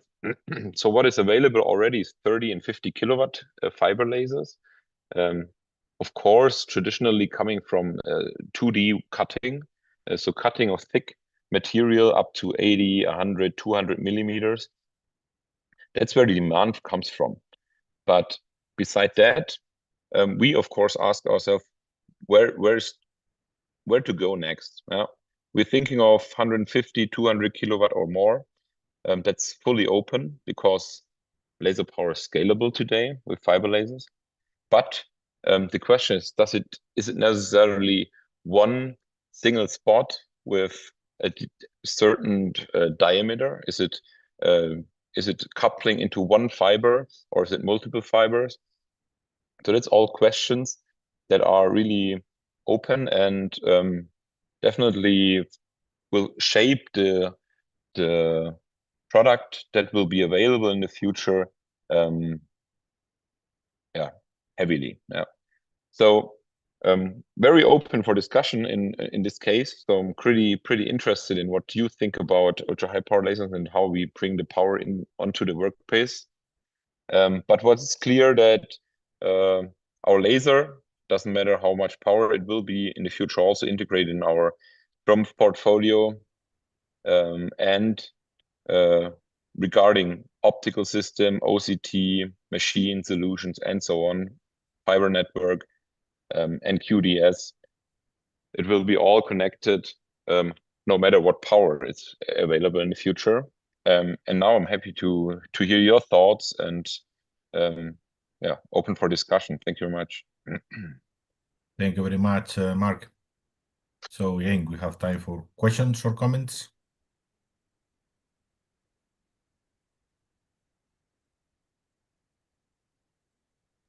Yes, Antonio. Fabrizio. Yes, Fabrizio, please. Is regarding the safety, of course, because speaking so high power. Did you think already in which way to use to build your systems in the safe range, or is something that okay, is not regarding your department and somebody else? Yeah, well, of course, safety is always a major, the number one factor at TRUMPF. We do. Each machine and each product is heavily tested before it is released. And when we talk about, let's take aside the systems, because if we transfer our idea in other departments and tell our colleagues, hey, we need a system for welding 150 kilowatt, they check the safety demand. But what is clear already, optical systems that are heavily influenced by the laser power. There are tests and measurements where you test the damaging thresholds of your mirror, because you have several reflecting mirrors. If you want to implement OCT or cameras and so on, sensors like 4D sensor into the system, and then you need reflecting or transmissive elements. And if those are not perfectly matched to your wavelength and damage threshold, then you can easily, within milliseconds, create an overheating, a damage, and then your laser beam just shoots out to the side of the optical system. We have tested that, and that's not even so. If you have a solid block of steel or aluminium, the optical system is made of, it's just milliseconds, and you shoot to the side of your optical system outside and don't know where the beam goes. So the optical system is here the very critical point, because from the laser to the fiber, that's all very well checked and controlled. So you have like your new fiber standards. You have the new pluggable fibers that you have sensors inside, reflective sensor checking the laser reflection inside the fiber output. You have sensors that check in the optical system the protective window on the optical and on the collimation side, but in between, you definitely have to think of other sensorics that check if there's any overheating, any reflectances where they shouldn't be, and to avoid definitely damaging on the optical housings. And then, of course, 150 kilowatt, you have to think of bigger optical diameters. But it's a purely, it's very critical. And I think largest demand in this case goes into development of safety standards here, apart from the system itself. You can create a big housing, but the optical system itself is already a very critical unit here. Yeah. Thank you. Thank you, Fabrizio. Any other question for Marc? I have perhaps one question regarding the beam shaping. We're going to have now presentations on this topic, but do you see that for TRUMPF will be interesting to have different strategies depending on the power level of the laser, so different beam shaping solutions for application and power of the laser, or do you see like a common strategy that could be, of course, depend on the application, but independently of the level of power you are reaching? Very good question. We definitely think in different strategies because giving you one example, and we can maybe discuss afterwards in depth. There are processes that don't need one laser beam on one single spot. If you think of distributing symmetrically, for example, into an array, 3x3 array, 12x12 array, or you think of novel processes like drilling concrete, cutting stone, whatever, there is not the demand for very highly focused 200 micron spots. So in this case, you can just neglect bringing like 100 3 kilowatt modules, combine it into one beam, and later distribute it onto your surface again. You can avoid this very difficult development step by combining the laser beams and bringing them or the laser beam from the single modules together. So 100 times 3 kilowatt module, combining them, you have 300 kilowatt. You can avoid this step when you already think of what kind of beam shape you need on your surface. When it's some kind of array, you can easily use just 9 different fibers with a reduced amount of power. Yeah. So beam shape is not purely done by an optical element in your optical system in the future. It's also done by how are the fibers, maybe a fiber array, how is this arranged, depending on the process, definitely. Yeah, very good. I don't know if there is any final question for Marc. If not, thank you again for being this afternoon. Thank you very much. Sharing all your ideas this afternoon with us. And we can move to our next speaker. So it's a pleasure to have Pasquale Franciosa, professor and head of the Laser Beam Welding Group at the WMG Warwick University Center. And he's going to present the innovation with dynamic beam lasers in advanced laser welding. So Pasquale, the floor is yours. Yeah, thanks, Antonio. Can you see my screen? Yeah, everything good. Yeah, all right, thank you. Yeah, thanks, and good afternoon, everyone. For those of you on Zoom and people online as well. So my title is Process Innovation with Dynamic Beam Lasers in Advanced Laser Welding. Yeah, we have already seen from a few other presentations before me touching on beam shaping. So my talk is very focused on beam shaping, and I will try to show what we do, what we've been doing in the past, and what we're doing within funded European projects, Laser for Mass, which Rinaldo already introduced. So before that, a bit of introduction about my group and the department and the university. So we are very much focused on laser beam welding, anything from low to medium power. So 12, 13, 14 kilowatts. So we are not in the 50 kilowatt or not even in the 100 kilowatts. So we are, in the scale of 14 kilowatts. But for us, is already high power. So we cover 5 areas. So fundamental work, modeling, monitoring and control, full-scale prototyping, and then testing and characterization.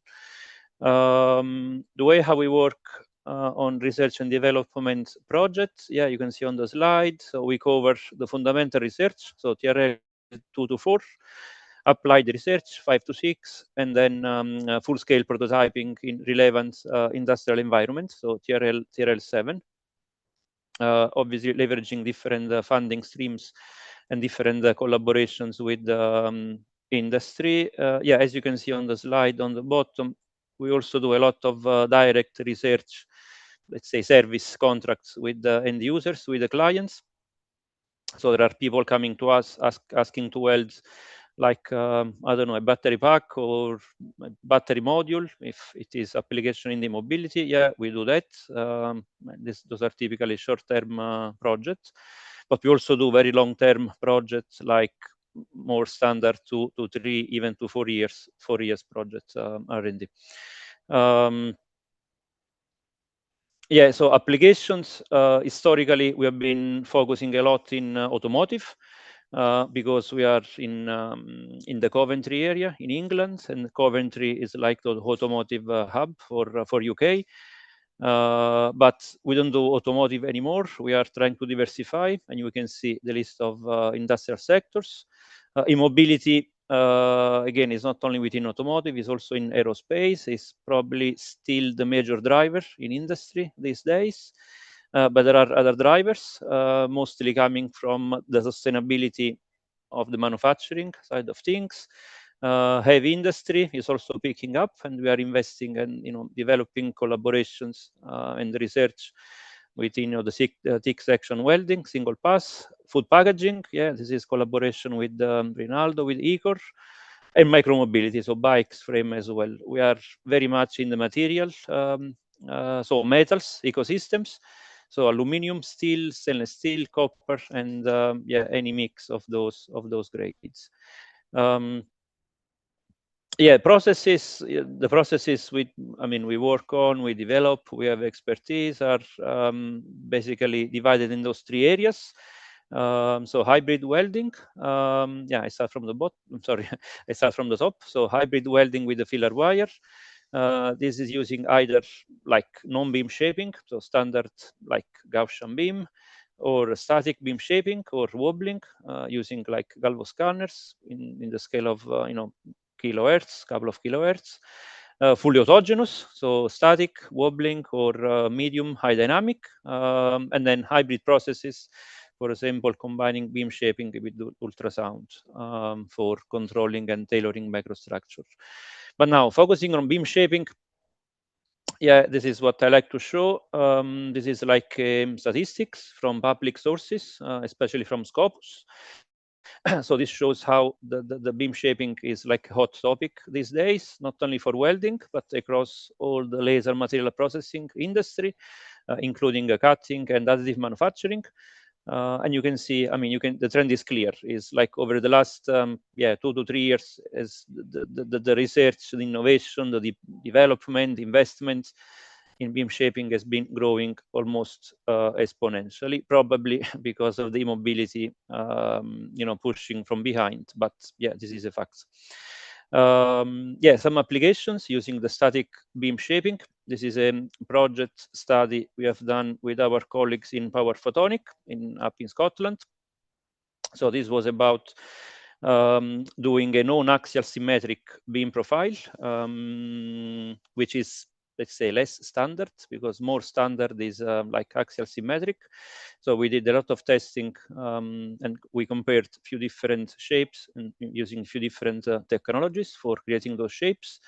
Yeah, and even by watching the high-speed video, you can clearly see how the molten pool is behaving. But more interesting is the response in the microstructure. So there is a clear grain refinement, and because of grain refinement, we have clearly improved in the mechanical strength. It's not only about grain refinement; it's also about controlling the molten pool dynamics, and this very often means controlling the porosity in the weld. And this, again, we have done comprehensive study in this area. Now you only see the animation, the video from a CFD simulation. But when you compare with experiment, you see pretty much the same trends. That if you're able to enlarge the molten pool and enlarge the keyhole, yeah, you can get much more stable, let's say, dynamics. You need more power, because obviously with the bigger spots, to get the same penetration, you have to increase the power. But in the end, it's always the trade-off exercise. And that is static, or can be like quasi-static if you put on a galvo scanner. Now, the next area we are investing and developing is around high dynamic beam shaping, and this is the technology from C1 lasers. So this is using the coherent beam combining. So here, in essence, you have an array of multiple single mode beams, that are combined together. And in essence, yes, you can create theoretically, let's say, any free shape, and those shapes can be controlled within the, let's say, up to 80 megahertz. So it's pretty fast temporal control of the beam intensity, plus the XYZ control of the profile as well. So a lot of flexibility. And we asked ourselves, okay, let's see where we can implement this flexibility, and let's try to understand what's the real benefit when it comes to welding and material processing in general. So this is interesting to show, because you see a lot of probably images online or on medias. So if you see like a shape like a spiral, yeah, it looks static if you see like as a static image, but in reality this is always dynamic. And this is how it looks like if you play. I mean, this is now played at extremely low speeds, but this gives you the idea. So there is always like the diffraction pattern, which is moving in XY position, and if you play at extremely high speeds, then the envelope will be what you see statically here on the left hand side. So time control is extremely critical, because that will drive the fluence and actual interaction of the laser with the material in the end. So we applied in few different applications. So I want to start with this one. So this is an application in automotive for structural, high structural part. So it's a boron steel that is coated with aluminum silicon. So we have like 10-15 microns of coating on the part. And since we have aluminum, which will be melted, then mixing in the molten pool with iron, yeah, you have formation of intermetallics, which are typically brittle. So the idea is to disperse those intermetallics and then eventually improve the weld performance. So this is what we did. So we tested a few different shapes, like the more standard one. This we call single click on the left-hand side. Then one spiral, and then one forward triangle. And the animation basically shows how the clicks are executed and how the diffraction pattern are executed. So we tested with different frequencies. So from relatively low, 1 kilohertz, to relatively high, well, quite high. So 1.7 megahertz here on the bottom right. And you see already how the intermetallics are redistributed in those macros. And then when you test the actual, let's say, mechanical strength, lap shear, yeah, you can see how the strength is increasing, only because using the high dynamics steering of the beam, you can basically fragment the intermetallics in smaller islands, and that helps in raising the strength. We also did some CFD simulation to understand why that is the case. Yeah, and you can see from those images on the right hand side. So the images basically shows the velocity, the fluid velocity magnitude in the molten pool, and there is clearly different response. Like when you use the spiral, yeah, there are islands where there is recirculation. And those recirculation are the areas where the intermetallics are segregating, and then eventually creating, the brittle area in the weld. With a triangle, that doesn't happen, or I mean, is eventually limited. It's only happening on the top and bottom because of the Marangoni effect, and there is nothing you can do. But all in all, yeah, there is reduction of those islands with brittle intermetallics segregating. Yeah, another application is about. This is for aluminum. So this is aluminum 6000 welding, not extremely high speed. So this was in the range of 40 millimeter per second. So the whole idea was to understand if we keep the same power, so everything fixed, same power, same speed, same shape, but we only change the frequency of the shape. So it means the time duration between consecutive diffraction pattern. Okay, what's happening to the weld and what's happening to the mechanical performance, including the porosity. And the results are clear. So we have identified 4 regions. So there is a clear drop around 120 kilohertz, and then after that is the strength is going up again. So why is that? Why there is a drop? Most probably because there is like a resonance effect between the frequency of the beam shape itself and the natural frequency of the capillary recoil pressure.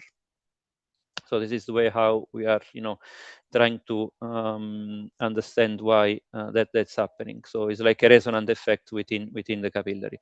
And this resonant effect, if it is controlled properly, in some cases might give even benefits, because you might like add more steering in the molten pool, and if you're welding the similar material, that might be beneficial. It's not beneficial in this case for pure aluminum, because you see there is more porosity, so more unstable process, but this is another degrees of freedom you might consider when you are optimizing your process. And then last but not least is an application in a high, let's say, thick section, so heavy industry. So this is only 16 millimeter. It's nothing comparable to what Marc presented before. That was in the like 30, 40 millimeter thick, but for us, 16 millimeter is already quite thick. So this is a project we are is a case study we are developing with the UK Atomic Authority, Energy Authority. And this is about eventually getting deep penetration, so the same penetration with less power. And in this case, we're again exploring the capabilities and the possibilities of using the high dynamic beam shaping. So interesting enough, you can get 16 or close to 16 millimeter with only 9 kilowatts.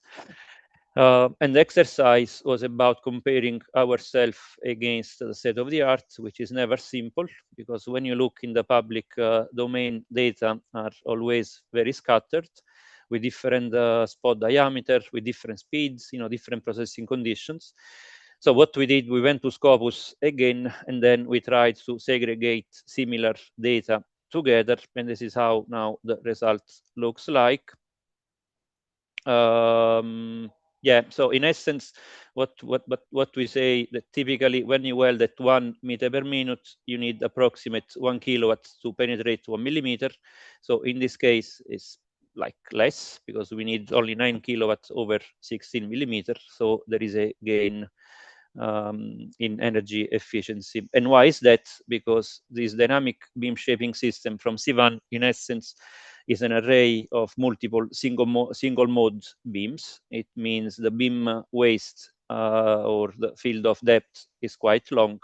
And when you weld thick sections, you have high density throughout the thickness.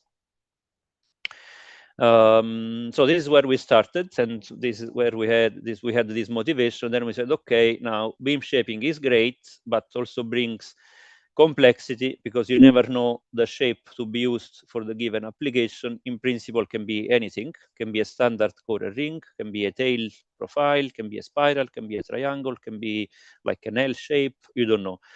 There are clear benefits, but how do you down select the right shape for the right job? Is a big open question in industry.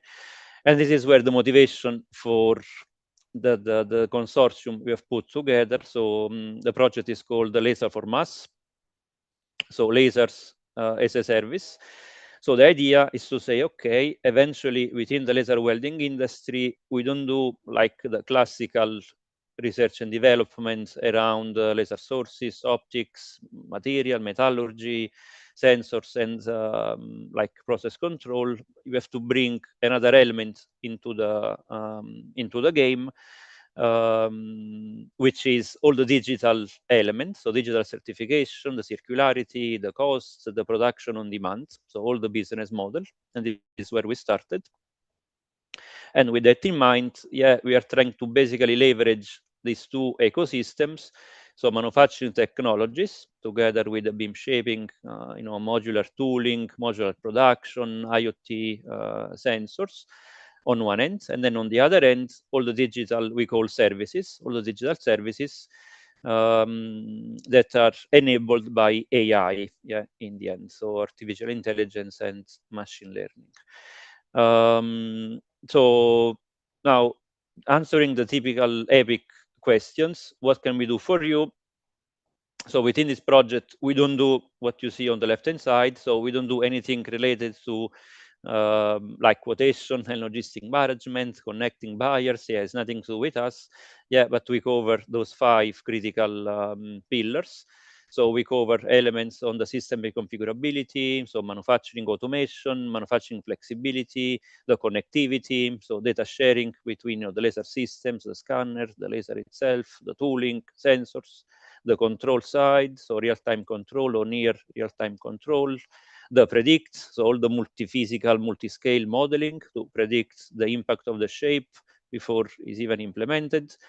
And then with all those ingredients, we want to make improvements to typical, challenging applications, for example, thick section welding or aluminum 6000 welding, high-speed welding, like for battery cooler. And in the end, satisfy like all the policy expectations for sustainability and circularity. So what can you do for us? Yeah, we are continuously looking for expanding our advisory board. So we are open to add new members to advisory board. So if you want to learn more about this project and you want to be, part of the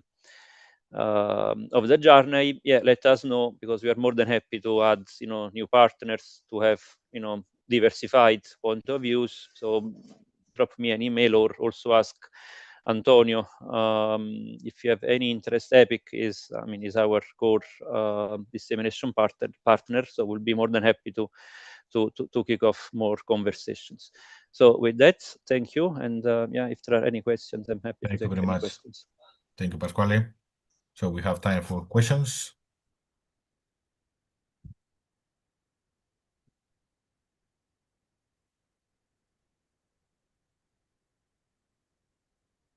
I will perhaps have a question about the in the case of the laser for Mars, the selection of the use cases. So what was the idea behind all the use cases that we selected? These cases where there was clearly a way to improve what are the technologies existing nowadays. It's something that is critical for the industry. So it's very interesting to improve the welding, perhaps both. Yeah, so yeah, the selection of the use cases, although I don't have the full list here, but the selection of the use cases has been driven by the diversification. Is to say, okay, we want to prove the benefit of this technology, not only in like a standard processes where laser is already used, but we want to also prove the competitive benefits in other cases where the laser process is not used at all. And this is like the case for the battery cooler, which is typically done today in like as a brazing, either vacuum brazing or brazing in controlled environments.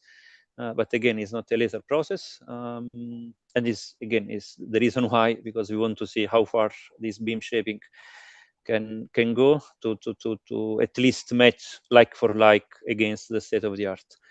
Other cases are from like the sectors that Rinaldo from Ecor already showed, like applications in aerospace or application in food packaging machineries, where the requirements for the weld are extremely high, starting from sputtering, starting from penetration control, oxidation of the weld. So very, very, let's say, tight margin for defect. Very good. Another question from Najah.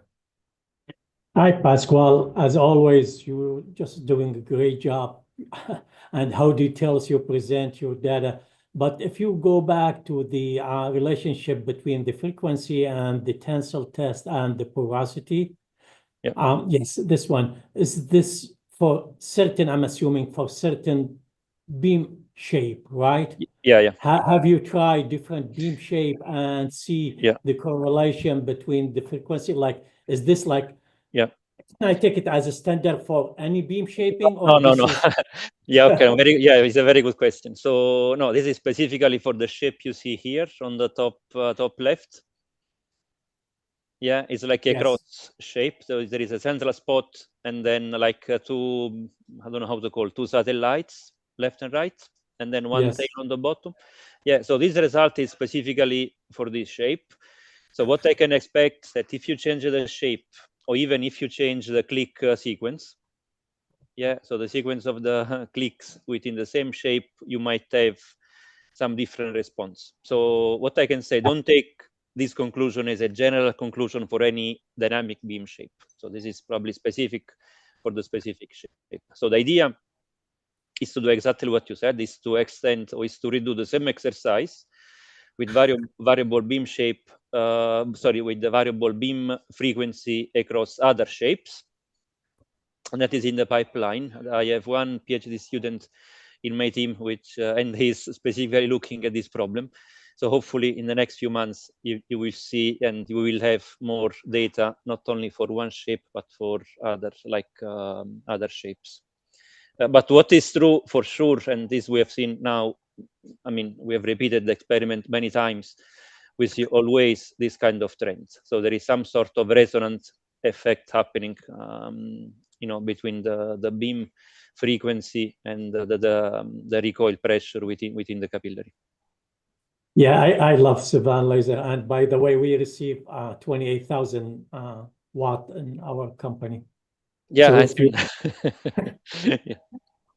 If you guys want to collaborate with the bulk power, we are more than happy to collaborate together. Absolutely. Thank you, Pasquale.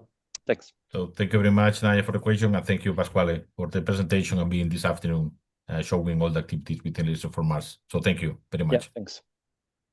And we can move now to our next speaker. So we have Claudia Reinling. She's the managing director of the company RobustAO, and she's going to present again advanced in laser beam welding of aluminum alloy with axial dynamic beam shaping. So we continue with the dynamic beam shaping topic. So Claudia, the floor is yours. Thank you. Thank you, Antonio, for the introduction. So hello, everyone, and thank you for EPIC for the invitation, and welcome everybody here on Zoom and YouTube to my presentation. My name is Claudia, and I will guide you to the presentation. So laser welding is widely used in many industrial applications, as we learned today again, and especially for aluminum components.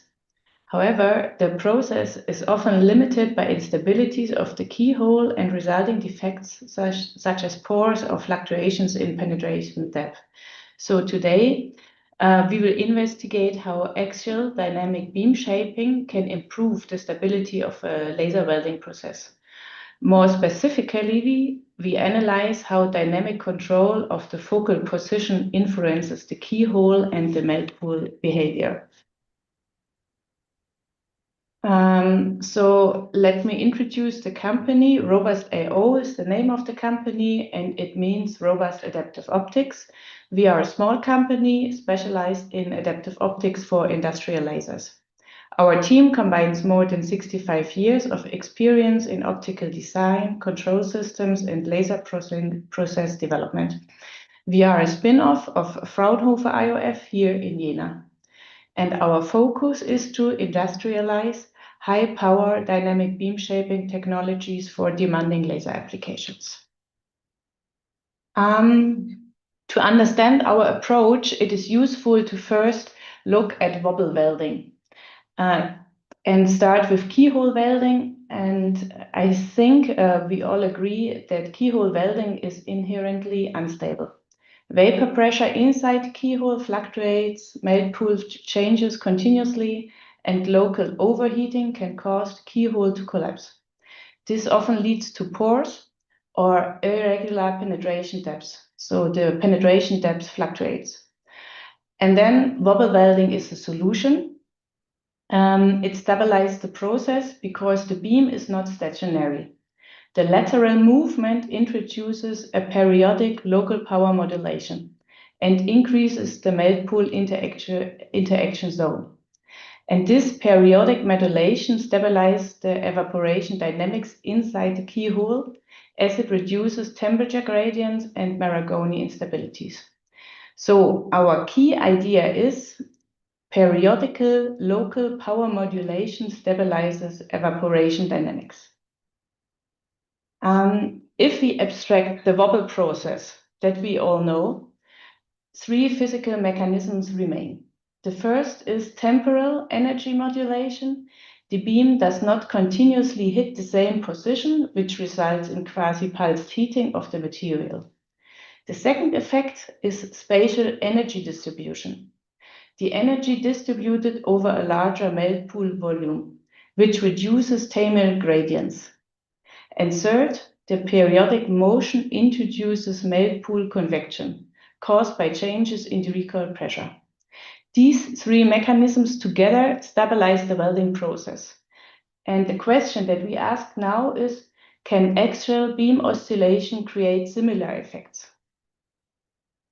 And first of all, I want to introduce you to dynamic axial beam shaping. Instead of moving the beam laterally across the surface, the focal spot oscillates along the beam propagation direction, so along the thickness of the material. This means that the energy coupling inside the material moves periodically in depth. And therefore, the process parameters include mean focus position, oscillation amplitude, and oscillation frequency. So it's much less degrees of freedom that we have from 2D wobble systems. And these 3 parameters can be adjusted independently to control the energy distribution along the weld. So the axial oscillation automatically generates periodic intensity modulations. And this is a new degree of freedom in welding. So in our point of view, axial oscillation leads to 3 important physical effects. First, it modulates the keyhole depth because the energy coupling moves periodically in the material. And this can stabilize the vapor capillary.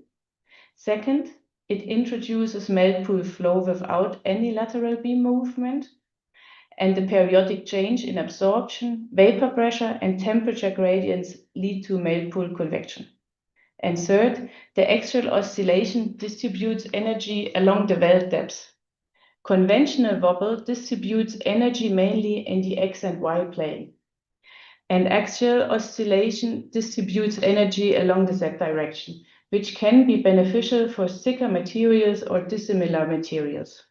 Therefore, we see axial oscillation as a complementary approach to scanner wobble techniques. To implement axial beam oscillation in industrial laser systems, we develop a new hardware, basically. Our approach is based on a dynamically deformable mirror, which enables fast focal position modulation while maintaining high optical quality. The core component is the swivel mirror. Let me show you. It's here. Here it is integrated in the cutting head. It can be the first or the second mirror, folding mirror. It consists of a very thin mirror membrane actuated by a piezo-ceramic actuator with absolute position feedback. The system allows high-speed deformation of the mirror surface and therefore very, very fast focal position modulation. So we are talking here about 3 kilohertz speed oscillation, for example, and is designed for highest laser power up to 40 kilowatt.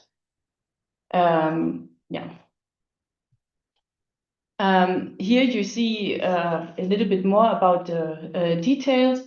Maybe for you important, there's a very simple formula to calculate the focal shift, and the focal shift increases when you have a longer focal length of the focusing lens, like here. This is physics, it's quite known. And for example, if you have a 300 millimeter focusing lens, you have 50 millimeter focal shift, which should be enough for welding. So again, the key idea is that we have this axial oscillation and we have this new degree of freedom.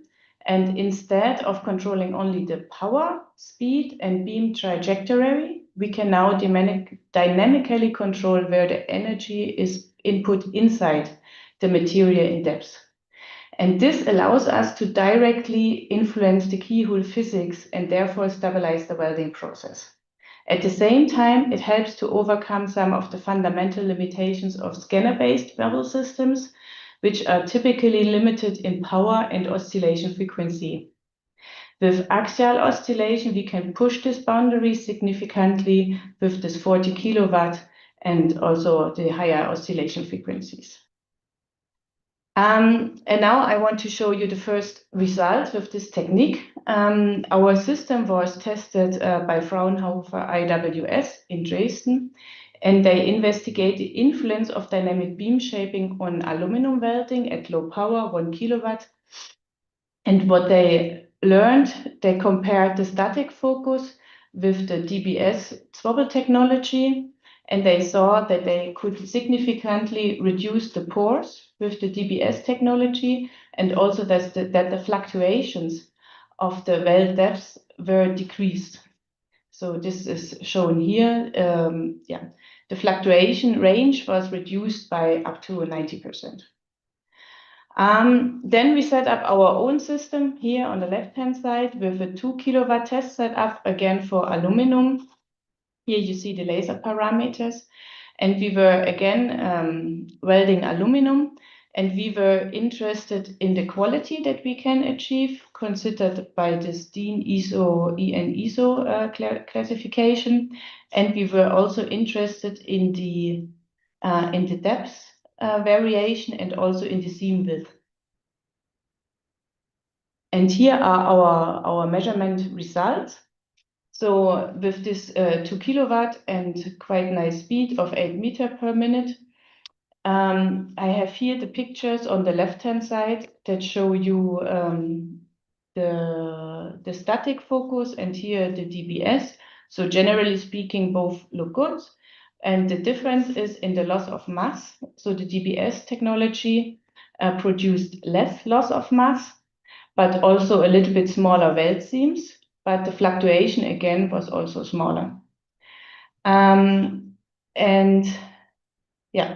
what we also see that we had a reduced variation in welding penetration depths.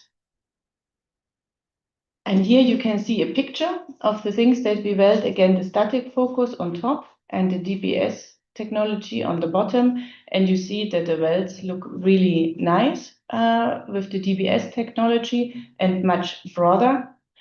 And here I just want to point out that we had to work with quite high frequency. We also were a little bit surprised of 1.7 kilohertz.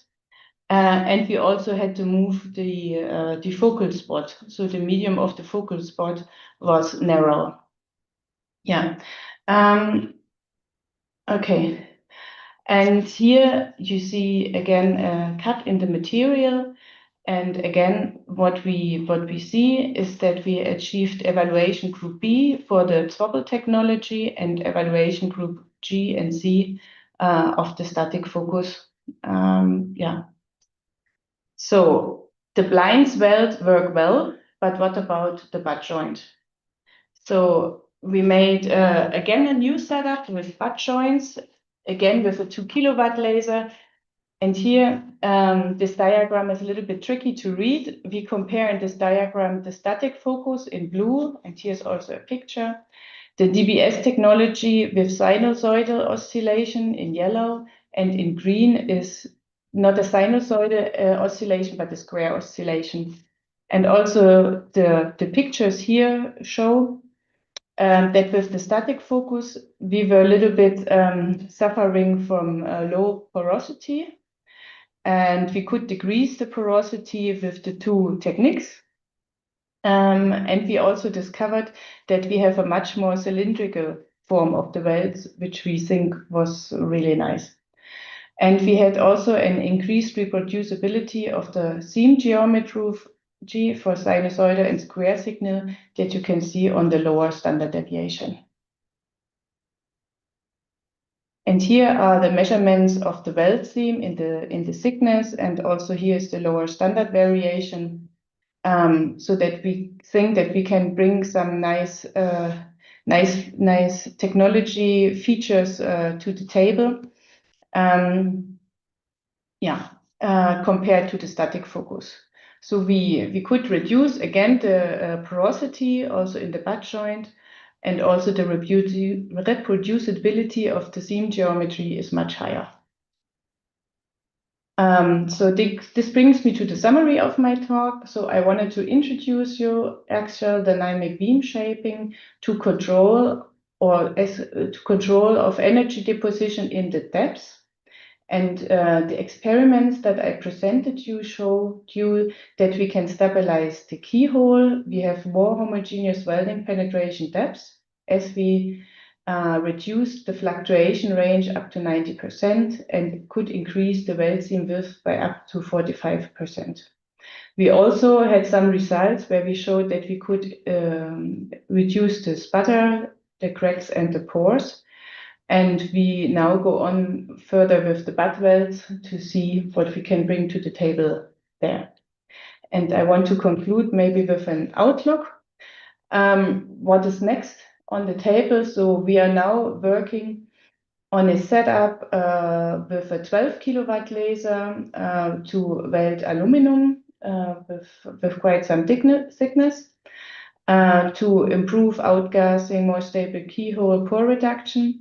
And one of our partner is working on a quite interesting application, stainless steel, 80 millimeter thickness, 40 kilowatt laser.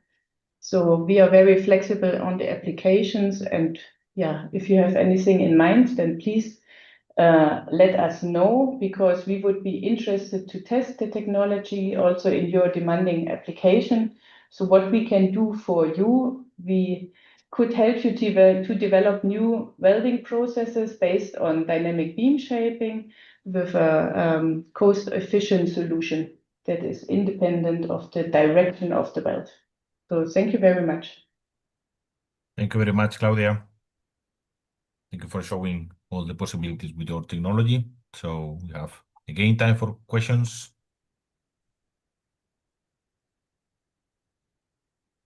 I have perhaps a question about the way you work. So how do you normally make the tests? Are you in contact with company developing laser machines so you can offer to integrate your solution into the complete system? Do you also have your application lab to develop some specific cases? Do you collaborate with Univet, Fraunhofer, to some of them? You can explain a little bit of the process. Yeah, thank you for the question. That's an interesting question, because we make quite some efforts in the last 1 or 2 years to come up with better solutions here. So we have different opportunities. They are not all here in-house, but most of them are in Jena. So in Jena, we can do the tests up to 2 kilowatt. And we have partners, laser manufacturer, where we can have the higher power experiments up to 12 kilowatt. But so for the technique, we need to have partners, but the test itself we do ourselves. We have people here that are the experts in welding process development and also evaluation. And this is something that we like to do our own or on ourselves. But of course, if somebody says, yo, I want to do it by myself, then we are open to join and let them do their stuff. Okay, but you also have the capability then of inspecting the samples once you finish the experiment to understand. Yes, we have microscopic picture, but like more sophisticated stuff, we always team up. Very good. I don't know if there is any other question for Claudia. So if not, thank you again for being this afternoon, and thank you very much for the presentation. And let's move to the final speaker today. So we are back in the monitoring topic. So we will finish today the meeting with the myth of angle dependency in remote laser welding. So it's a pleasure to have Christoph, Franz, the CEO of the company, Photonics. They have long expertise in developing metrology solutions for laser processes. So Christoph, the floor is yours. Yeah, thank you very much for this kind introduction. Yeah, my talk is about the myth of angle dependency in remote laser welding. And of course, there is a an angle dependency in remote laser welding, I have to admit. But it does not have to be an obstacle for process monitoring. So let's step in. We are for the photonics. We are ensuring quality, productivity, and traceability in laser processes. And we do this since 30 years now for all kinds of processes that you can think of in all laser applications. Here are just a few of them: cutting, welding, ablation, ultra short pulse processes, and so on. There are many applications where we use our technology. So what are we talking about today? We're talking about the 42 sensor. I think almost everyone should be aware of it. In the meantime, it's out there quite a few years now, and we have proven that it's ready for industry, and it's already used in many applications in industry. But here are a few things that people maybe don't know. Besides that, it's capable of acquiring not only the laser radiation and the visible range and also the near-infrared range, all of the three in 100 kilohertz each. We also have two spectrometers, one for the near-infrared range and one for the visible range. And the sensor is also capable of using it as a pyrometer. So this is one thing that you could do with it. Use it as a pyrometer in real time for temperature control, actually. But you could also use it for very quick and demanding monitoring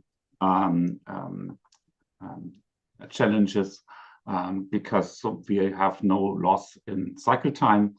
And it's also capable of detecting even very, very small faults while only using a few kilohertz. That's the so-called lossless technology. I'm not going to step into that, but it outperforms other sensors in a 100 and beyond kilohertz range. Yeah, and we also have the full stack software solution ready. It's including the whole workflow from analysis to monitoring, in production, traceability for later analysis, what has been going wrong. And of course, we also support AI. Yeah, so an industrial solution should look like this. I think it's mandatory to have everything in an industrial standard. Here you can see 4 systems running in one cabinet, but there's also a small all-in-one unit available for those who have not that much space and who only need one system. So going to the topic of this talk, the myth of angle dependency in remote laser welding. So why is there a challenge at all? And one thing is, of course, in remote laser welding, this requires scanners with a certain field of view. And people tend to love large field of views because then you are more flexible and you can use the whole field to track for a certain period of time while your robot or your linear axis are moving.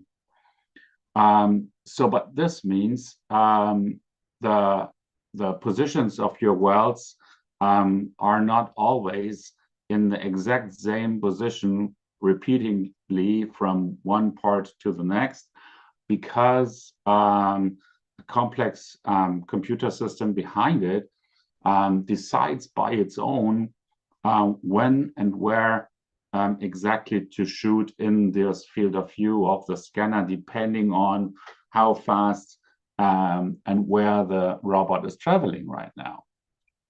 So in these large field of view scanner systems, we see 2 approaches. One is the theta-based scanners, and there you have chromatic aberrations, which are angle dependent. And what does that mean? That means that wavelengths with a higher wavelength have different angles than wavelengths with a shorter wavelength. And so it makes it super difficult to align the spot of the laser with the measurement spot of the monitoring system. The farther the wavelengths are apart, the more difficult it is. So this is for theta-based scanners. And then there's the other type, and these are pre-focusing scanners. And there you don't have chromatic aberrations, but the inclination angle is a little bit steeper, or more shallow. And this means that you have more dependency of the incident angle. So yeah, of course, you're not putting that much energy into your workpiece because of a larger angle, or a smaller angle in this case. And thus the energy you put into the workpiece is lower to the edges of the field of view than in the center. So this is, yeah, more what really is happening in the workpiece, and the systems should also show that in case the depth in the welding is really depending on the position in the field of view. So process monitoring with photodiodes relies on enough light. That means it's very often that you don't have enough light. So what we do is all the guys who are using monitoring systems with photodiodes are trying to capture as much of the light as possible, and this means you're using relatively small spots in order to get the whole light coming from the process into your sensor. But this means also that it needs to be aligned very precisely and correctly, and it has to be focused to the laser spot. This is done typically by a coaxial alignment. In my opinion, it's the only solution to monitor in remote laser welding. I don't see a solution to have lateral alignment. So you have to do it coaxially somehow, but then you have the problem with the theta lenses, and sometimes you also have problems with the pre-focusing scanners. What we do is we use also coaxial alignment, but we have designed the sensitivity of the sensor and also its optical path to meet the accuracy restrictions and to eliminate chromatic aberrations as good as possible. Yeah, so this results in we don't have really optomechanical adjustment. We can do this really in minutes. And this is it's always very interesting to see that when we go to customers, it typically takes half an hour after we are at the machine and then the sensor is built in, we have the first shot. A second thing is we always have enough light even in large spots, and chromatic aberrations are minimized by these relatively large spots, because we are always assuring that the laser welding spot is always in the measurement spot. And thus we don't need lookup tables. I have never used a lookup table before up until now. So yeah, and it's also not necessary to switch between amplifications depending on the position in the field of view. So, but I can tell a lot of great stories, but is it really right? So I have brought 3 examples, 2 small ones and 1 larger one. This here is the first example. We can create heat maps with the ScanLab RTC card interface that we have developed, and this is how it looks like. So we see here, this is from our lab. We have a ScanLab IntelliScan with a single mode fiber laser, a theta lens, field of view 150 by 150. What I'm showing here is far smaller. This is 20 by 20 square millimeters. And you can see this is pretty steady. This is a spiral. We have some provoked errors inside, like here and there. And also we have scratched lines like here and there. So yeah, pretty easy. And I think most other systems should do this as well, like this. But when it comes to larger fields, in this case, we have used TRUMPF PFO 33. This is a cooperation with our industrial partner group, and also we have performed these tests at one of our partners, the LZH here in Hanover. This PFO 33 is now equipped with our new direct mount sensor, so you can directly attach it to your optics. We have these small dimples, and we could see that throughout the field there is no variation unless we change the parameters of these dimples. So it's very important to have a steady view and a steady amplitude over the whole field of view. So now I'm coming to the larger example, and that is with C1 laser in combination with a smart move pre-focusing scanner. So the previous examples were with thetas. This here is with a pre-focusing scanner, but this here has a really large field of view with 800 by 600 square millimeters. It's pretty large, and we have also very high welding speeds of 0.5 meter per second, and you can also imagine the focal distance has to be high. It is 1.5 meter. So we have had a bilateral project going on with C1 lasers.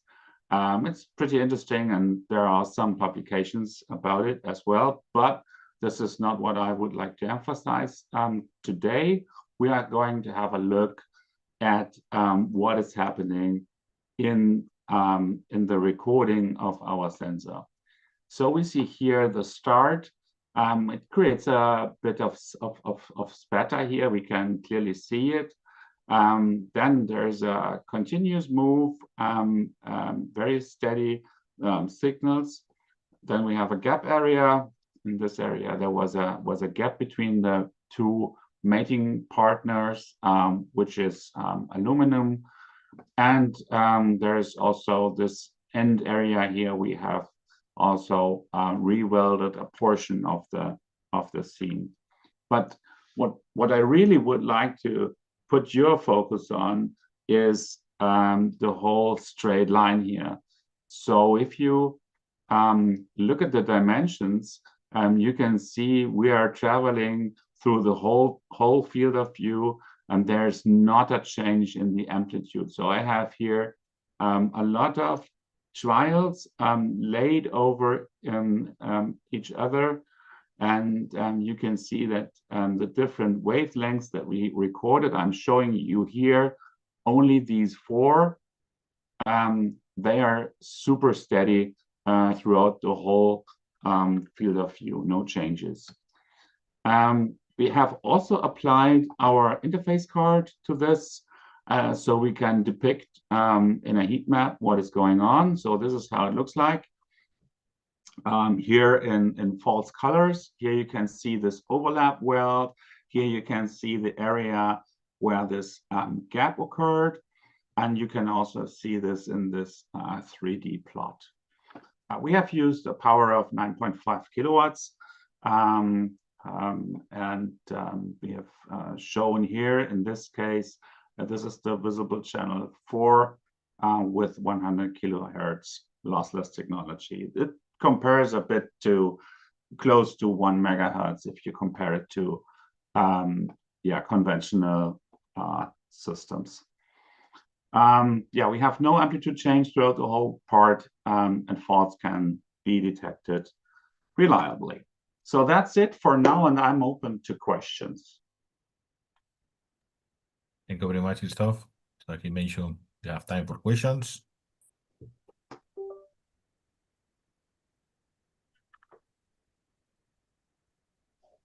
I have perhaps a question about the calibration process when you have a measurement, because I guess when you have this kind of data, you need to understand where it comes from. So how is the calibration process to really identify that this part of the spectrum corresponds to this effect? And is something that is the same for each product? Is something that you need to restart depending on the application? Something that you need to also help the customer to identify?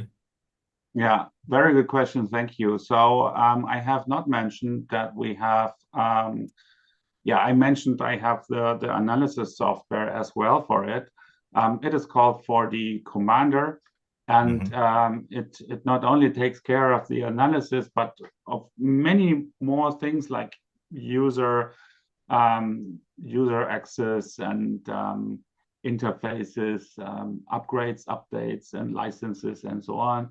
But the core of the 4D Commander is its analysis capabilities. So we have a sensor here with more than 42 different physical aspects that are recorded at the same time, more than 1 million samples per second. How do you deal with it? And the answer is, of course, we don't want our customers and users to be dealing with such a vast amount of different data that you cannot see through. So that we have created this analysis tool, which is correlating automatically. So imagine we are making trials with, let's say, welds and provoked errors like gaps. And then we tell the system, this is group A, this is the OK parts, this is group B, this is the NOK parts. Now please find the combination of channels which provides the farthest distance of these two data clouds. And then it automatically tells me the best formula and also the best evaluation policies for it. And I can then apply it to my many machines in my shop floor automatically with the 4D Commander. Very good. Yeah, very interesting. And there's no, this is physics. You cannot cheat physics. Once you have this, you can apply it to your machine. And when you change parameters in your machine, you don't have to redo it. You can then click simply teach in, and it will realign the boundaries and so on, but there is no need to change the physics behind these formulas. Yeah, very good. Very good. Yeah, definitely makes sense, because it's not this, I guess, really difficult when you need to change any time that companies, as we saw at the beginning, Ecor, that they have different parameters, different processes, samples from all the industries. So it definitely makes sense. Very good. Is there any other question for Christoph? So I don't see any now. So thank you again, Christoph, for the nice presentation today, being here this afternoon. And thank you to all the speakers. I mentioned Christoph already, but also Claudia, Pasquale, Marc, Najah, Fabrizio, Wolfgang, and Rinaldo. Thank you to all of them for being here. I hope you enjoy all the discussion. Thank you also for staying with us a little bit longer than the expected timing. And see you in one of our next laser meetings. And enjoy the evening today. Thank you very much. Thank you, Antonio. Thank you, everybody. Good Thank you, Antonio. Bye. Thank you very much. Bye. Thank you. Bye. Good evening, everybody. Bye-bye. Thank you. Bye-bye. Thank you very much, Wolfgang. Bye-bye.